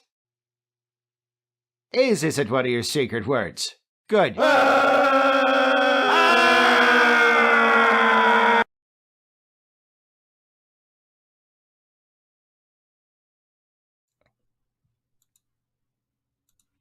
that kind of messed up for everybody? Was it like, did it hang up and the audio kept playing after it was over for a little bit? Did everybody else see that? Because that's what I saw. Let me know in the chat, and if it played okay for you, that's fine. But if it didn't, if it hung up like it did for me, was it fucked up, or was it? Yeah, it was fucked up. Okay, I'm going to play it again, and hopefully it'll be better this time, because I noticed it hung up a little bit. It had trouble playing, so I'm going to play that one again. So hopefully you can enjoy it. Here we go. Let's try that one more time.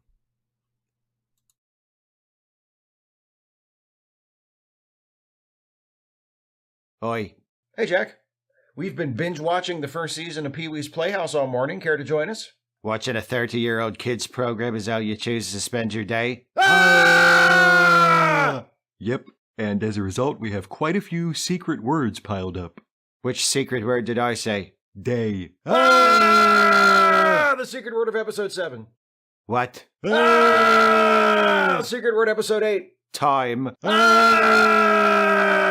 Episode 6. Stop screaming at me! You mean you've been watching Pee-wee's Playhouse all day? You already did that when you silly bastards! Doesn't matter. The rules as specified by Pee-wee clearly state for the rest of the day, whenever anyone says the secret word, scream real loud. The rules were obviously not made with binging in mind. Nevertheless, we are bound by them. Look. There is... isn't one of your secret words. Good.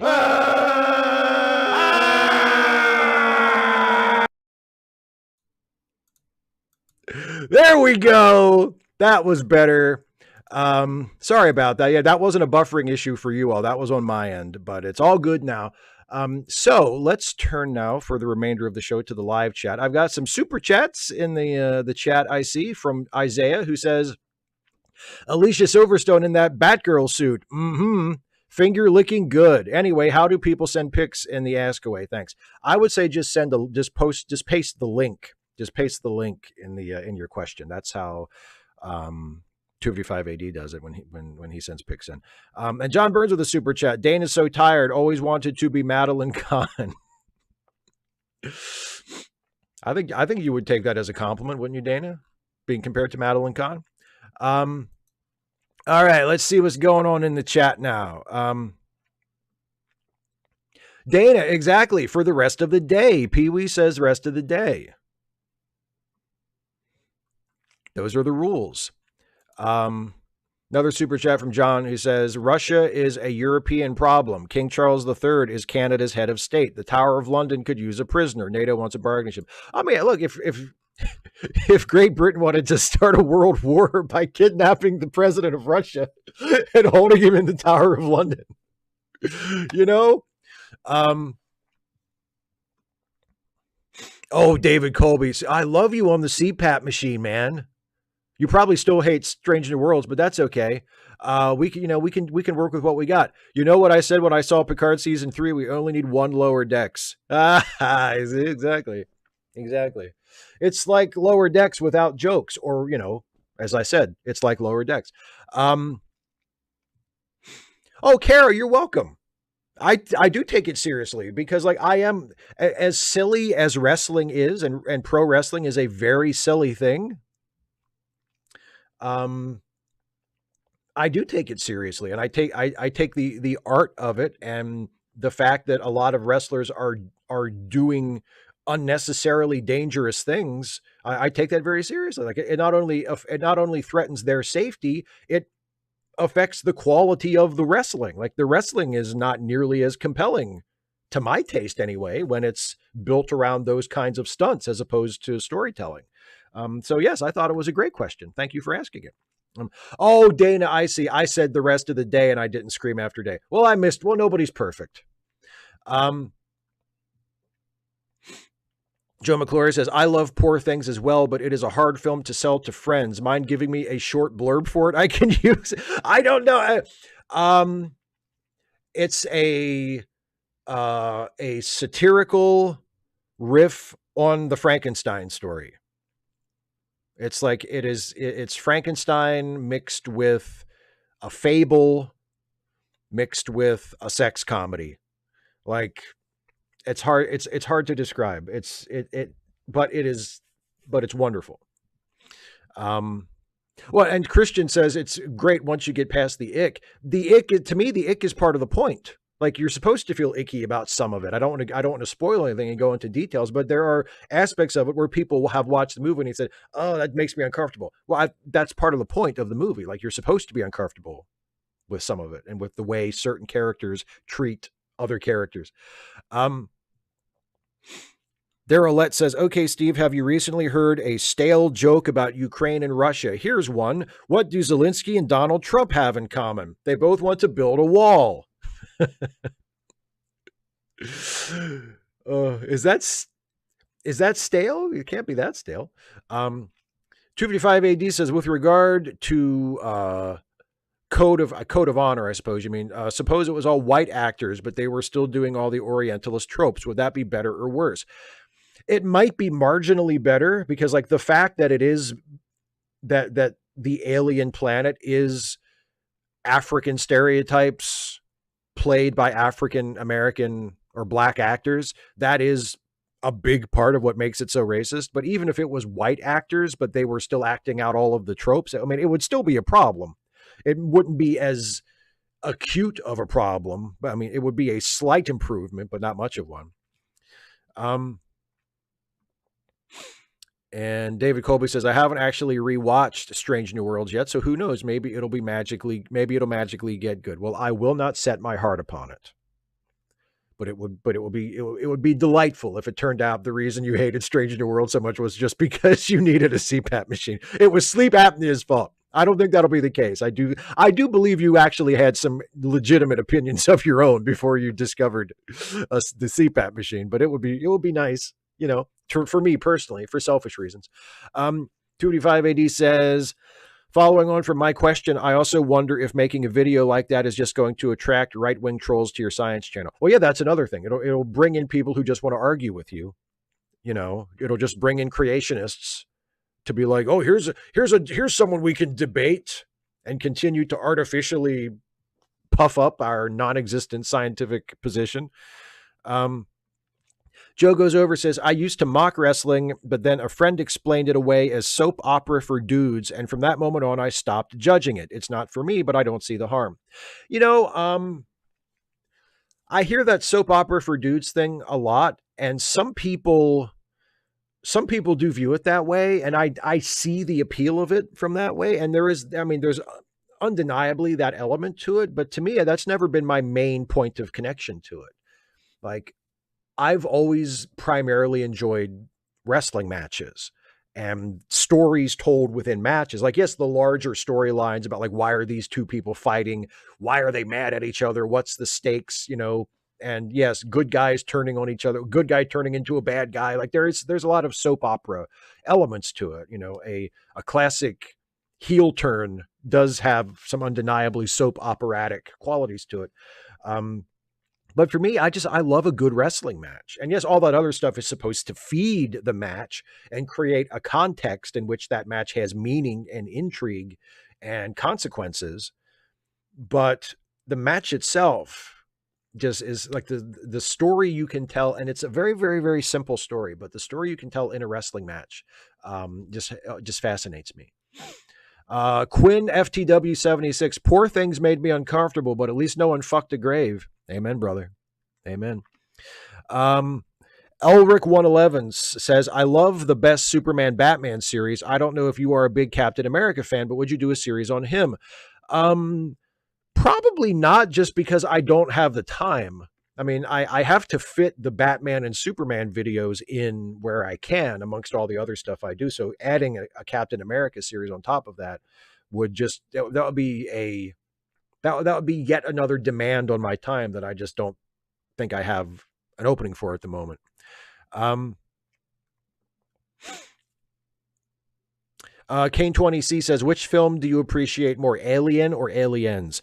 I like Alien better. I like the first one better. I think Aliens is great. Don't get me wrong. Like, Aliens is a fantastic movie, but if I had to pick, I think I would probably pick Alien over Aliens. John Burns says, Strange New Worlds had Captain cooking. So yeah, so that's one of the things I really like about it. Captain Pike was cooking. He throws dinner parties for his crew because he loves his crew, because he's a good person. And another super chat from John says, Bret Hart didn't hurt and made others look better. That's one of the reasons why Bret was such a great wrestler and why people still revere his work to this day, because Bret's wrestling always looked good. It always looked as legitimate as you can look in a wrestling match. I mean, wrestling matches don't ever really look like actual fights. Like, a real fight doesn't look anything like a wrestling match.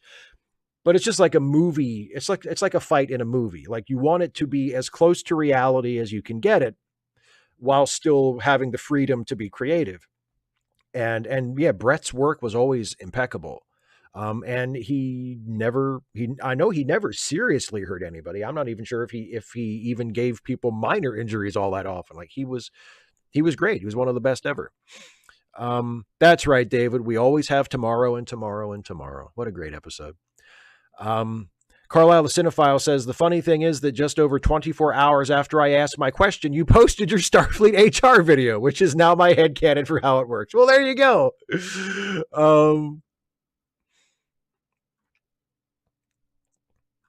Oh, and Philip, I wanted to mention Philip's question. Philip Kehoe says, I watched Rashomon for the first time earlier today. Good. I see why it has the reputation it does. Isn't that a great movie? Rashomon is just so... Anybody watching this, if you have never seen Rashomon, do yourself a favor and you know, carve out a couple of hours in the next few weeks, let's say, and the next chance you get where you can just sit down uninterrupted for a couple hours in front of the TV and watch Rashomon. I'm sure you can find it online somewhere. If you can't find it on a streaming service you subscribe to, you can pirate the fucking thing, I'm quite sure. Brilliant film. Just a brilliant film.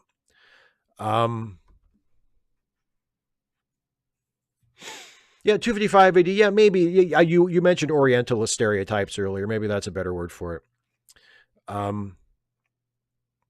Oh, Sagel, that's nice. Says, I don't watch wrestling, but I appreciate it in theory because of Steve. Well, thank you very much.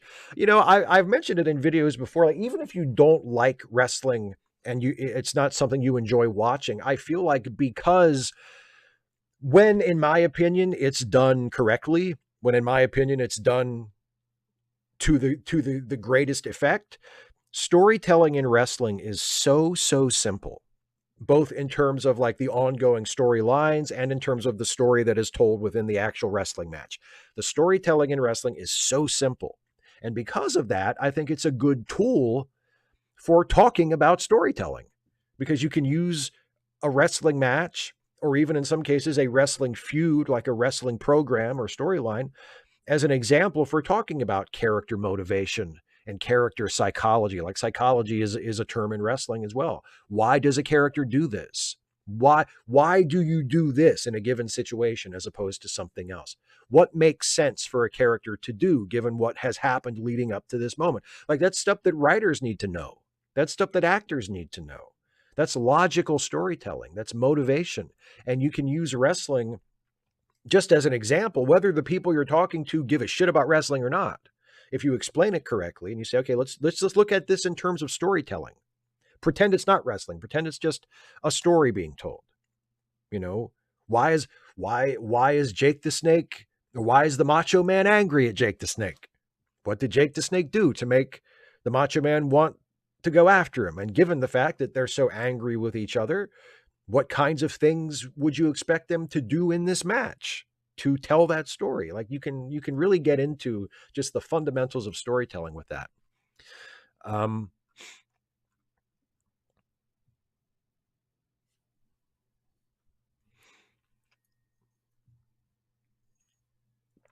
255 AD. Would you have Christian Bale play the women? Absolutely. I think Christian Bale would be an amazing Nancy Mace, don't you think?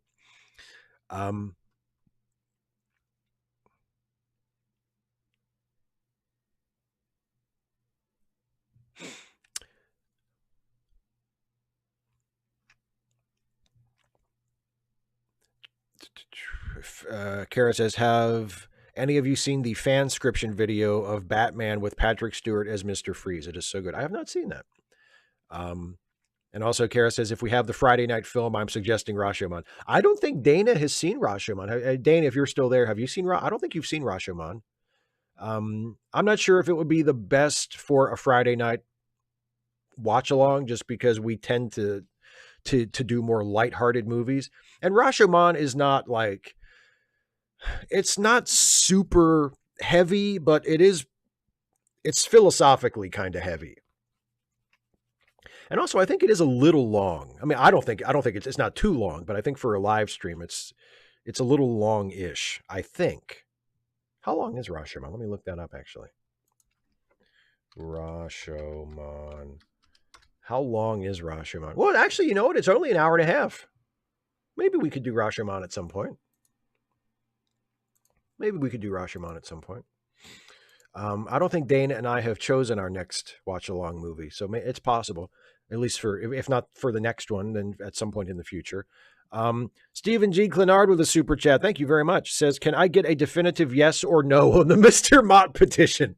The actor's former agent might know his current whereabouts, and this freight train is about to start chugging. I gots the Mott. You know what? Honestly, if they do end up green lighting Star Trek Legacy and they don't do multi-episode story arcs on every fucking throwaway character ever featured on every Star Trek show, then what is the point of even doing Star Trek Legacy? So yes, of course, I support the Mr. Mott petition. Mr. Mott must be in the show. It would be contrary to the very ethos of the show to not include Mr. Mott. So that's a yes. 255 AD says, with regard to Batman and Iron Man, do you think it's possible to do a superhero who had gadgets instead of powers without making them rich to explain how they do it? I mean, you could just do it. You know, I mean, in the 60s in the comics, Peter Parker just made his web fluid. They didn't explain how. You know, they didn't explain how he was affording all of these chemicals and how he was able to concoct this, you know, revolutionary material that allowed him to shoot webs from gadgets on his wrist. Like he just did it. They didn't make him rich in order to explain how he was able to get the equipment. They just had him do it. And they said, fuck it, don't worry about it. So you could do something like that. But if you felt like you had to explain it and try to make it somewhat plausible, I mean, having the character be rich is just an easy way of explaining how they are able to do it. You know, how they're able to get the equipment that they need in order to make the gadgets. Like it's a plot shortcut, if nothing else. So if you could figure out and make, I mean, maybe there's a rich person who manufactures all the gadgets and the non-rich hero acquires them somehow. Maybe they steal it or it falls off the back of a truck, you know, and they just happen to get it. And so they have a finite number of gadgets that they can use for hero stuff. Yeah, if you can either just say, yeah, they're not rich, but they have the gadgets and just don't worry about it, you know, and hope you're a good enough storyteller that it doesn't matter. Or you can come up with some explanation other than they have lots of money. Michael Blank says, I watched Weird, the Al Yankovic story last night, and it was awesome. Would you ever want to see a similar film for any of the Trek actors? If so, who? I would say no, but if they made one and it was as good as the Weird Al story, I would be all for it, because I agree with you. That was a great movie. It was hilarious. So if they did one about, you know, like William Shatner or Jonathan Frakes or something, and it was just as funny as that, yeah, why not? That'd be great. John Burns with a super chat. How could the transporter copy retain memories of the original person? If not a true link, how does it work? Well, I mean, your memories are stored through,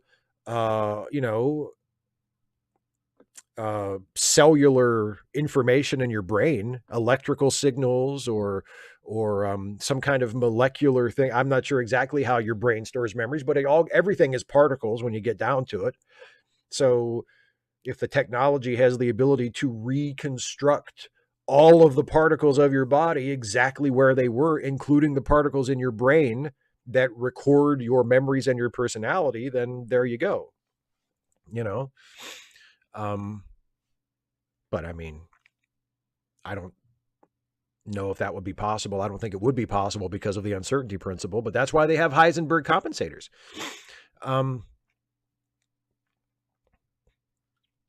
Oh, Kara, Young Frankenstein would be a good one too. Although I think so far we've done movies that both Dana and I have seen, and I cannot vouch for Dana having seen Young Frankenstein. She may have, but I don't know for a fact. We'd have to talk about that. 255 AD, do you like the TNG episode based on Rashomon where they replace the unreliable flashback with the unreliable holodeck recreations? Yes, I do really like that episode, even though that is also the episode with the false rape allegation, which is gross and which I wish they had not done. It's a far less than perfect episode because of that. But it is still a very well executed episode. And yes, the idea of using the holodeck to sort of recreate a Rashomon-like conceit is very clever. And I do like that episode a lot, despite the problems I have with it due to how it treats the possible sexual assault that occurred. Also, 255 AD says, Mott's actor Ken Thorley retired from acting in 2004. Well, then we're just going to have to make him an offer he can't refuse, I guess. John Burns with the super chat. My favorite Spider-Man, Jack Black. There you go. Isaiah Taylor, do you know how much information that is? Well, yeah, I do, because when they saved all the people's patterns on Deep Space Nine and Dr. Bashir, I presume it took up all of the hard drive space on the entire station. That's a lot. So yes, of course I know how much information that is. It's a lot.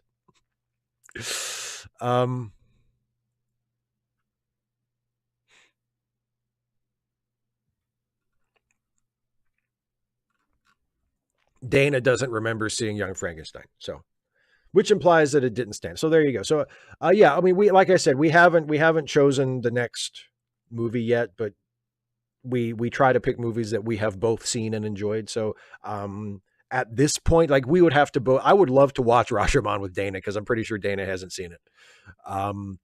But I would love to watch Rashomon with Dana on our own time, just in private. And if she likes it, then it would be great to do it as a live stream because Rashomon is a brilliant film. But you know, but we haven't decided what the next one's going to be, but it probably won't be Rashomon or Young Frankenstein.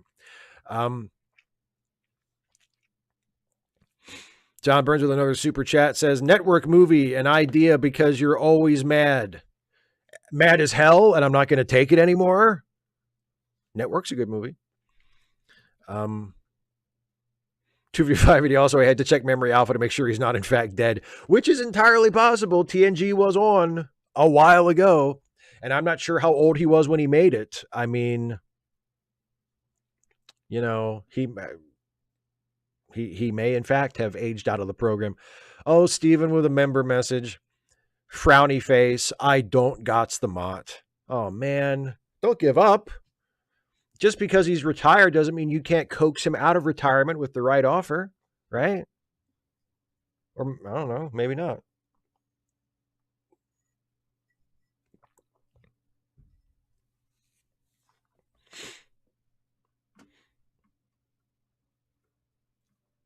Some random geek with the Princess Bride quote, which is the movie that we review on the newest episode of Late Seating. Have you ever considered piracy? You'd make a wonderful Dread Pirate Roberts. Hey, we could do a Princess Bride. Me and Dana both love that movie. We could do the Princess Bride. Mr. Mott, the actor playing Mr. Mott, is 73 apparently. So, I mean, shit, if Patrick Stewart is still doing it when he's like $1.5 million, I'm sure Mr. Mott would want to do it, at least another one at 73. I mean, what, does he not need any money? How is he enjoying is he living on those fat retirement checks for being a guest actor on television? I didn't realize TNG paid its guest actors that well. That he's turning down money. That he's turning down my friend Stephen Clenard's offer to get him a role in a non-existent Star Trek show. Oh, good night, Dana. Thanks for hanging in there with us. The show's going to be over soon anyway, so you're not going to miss that much. I'm going to start wrapping it up in a few minutes. Yeah, maybe we'll do the Princess Bride for a Friday night watch along at some point. Because I do happen to know that Dana and I both enjoy that film. And I think as does pretty much everybody. It's really hard to find a person, like, I've met people who think The Princess Bride is slightly overrated, but I don't think I've ever met someone who thinks The Princess Bride is just flat out a rotten movie, who just doesn't like it at all. It seems to be a pretty universally loved film. So, you know, maybe that's a possibility for the next Friday night watch along. But we'll have to talk about it.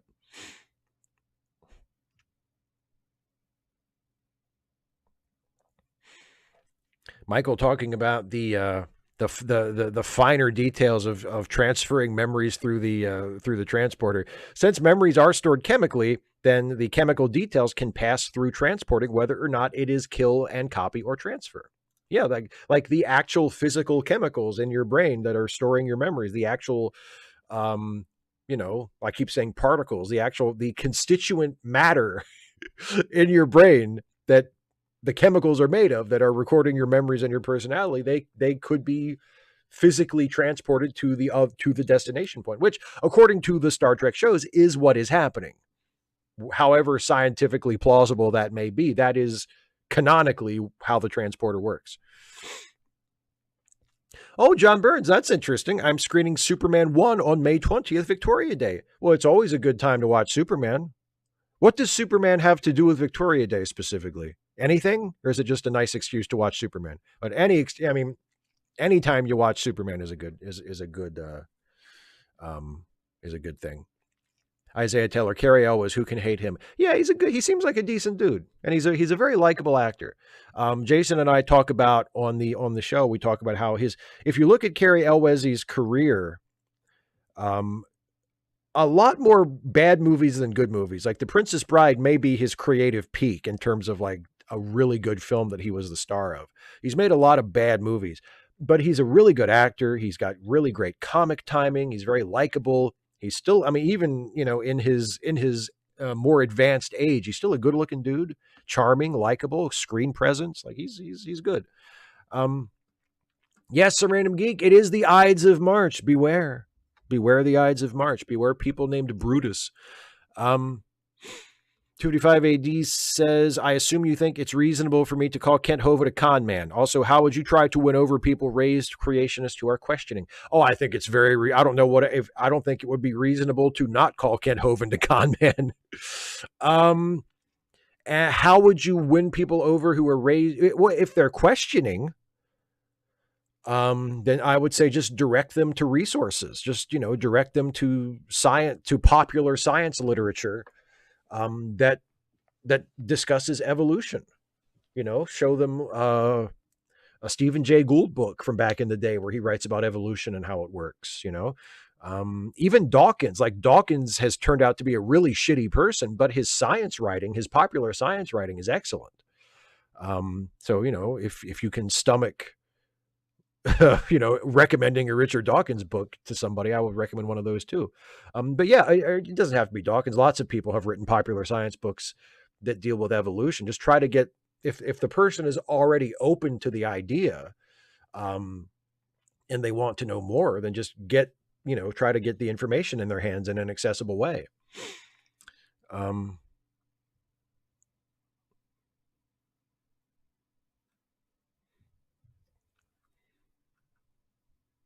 And Stephen Clenard with another super chat says, maybe in keeping with the ethos of Star Trek Legacy, it should be Mr. Mott Woe, son of Mott. Mr. Mott 2, not Mott Woe, Mr. Mott 2.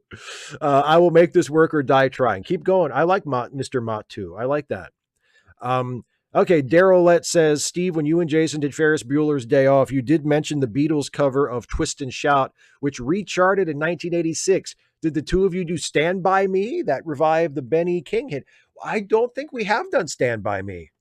I wouldn't mind doing Stand By Me. I like Stand By Me.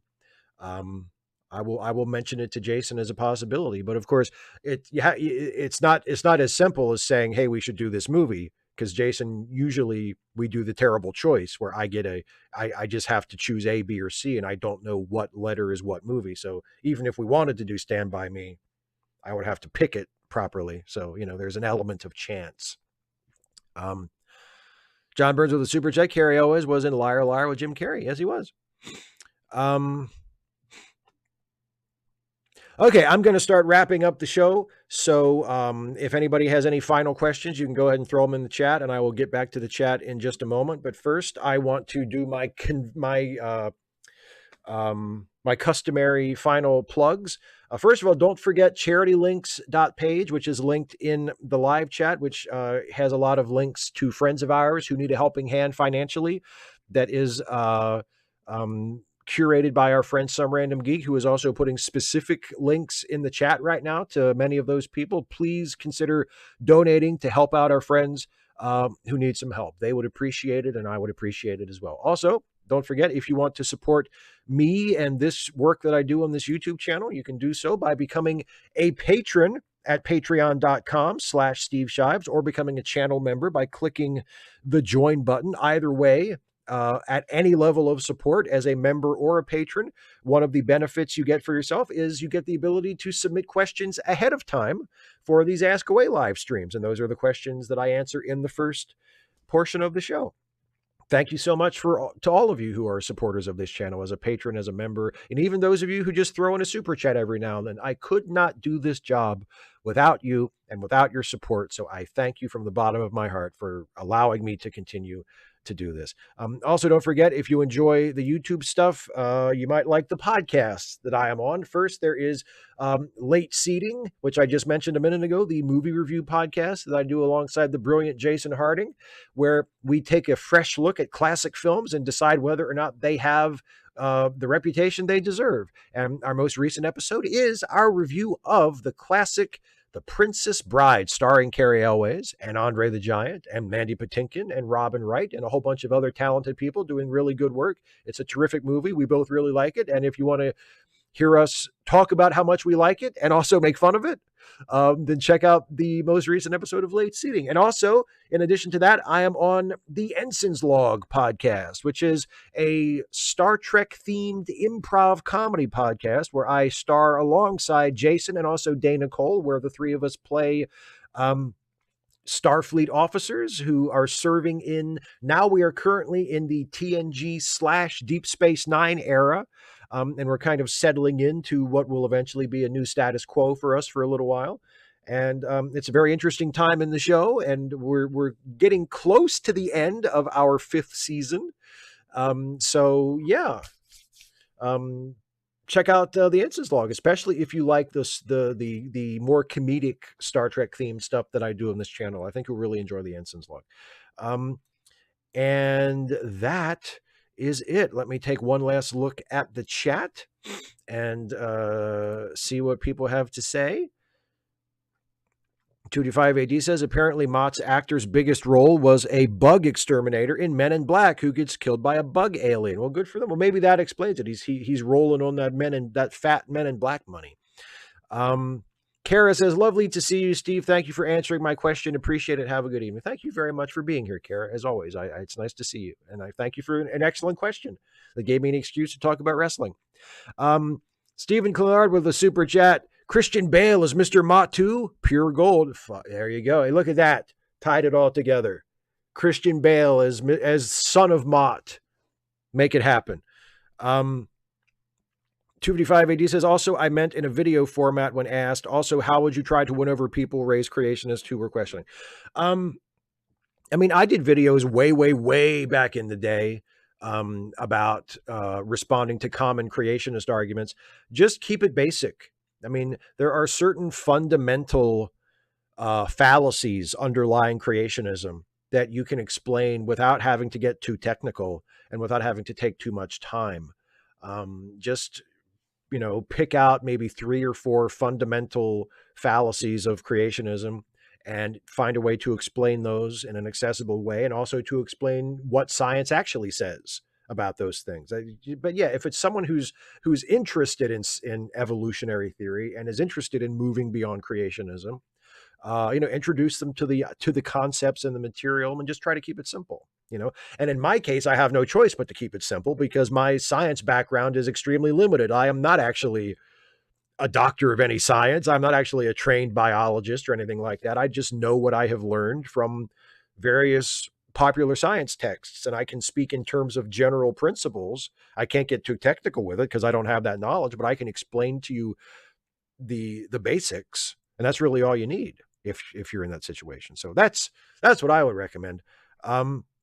Anyway, that's it. Thanks everybody so much. Daryl says, thanks for catching both of my questions too. You're welcome, Daryl. Thanks for being here. Thanks to everybody for being here. Thanks to everybody for watching. Thanks for all the super chats. Thanks for all the support. Thanks for all the questions. Thanks for all the attention. Thanks for giving me all the attention. And I will see you next week. Have a good night. Have a good weekend. Take care, everybody. Bye-bye.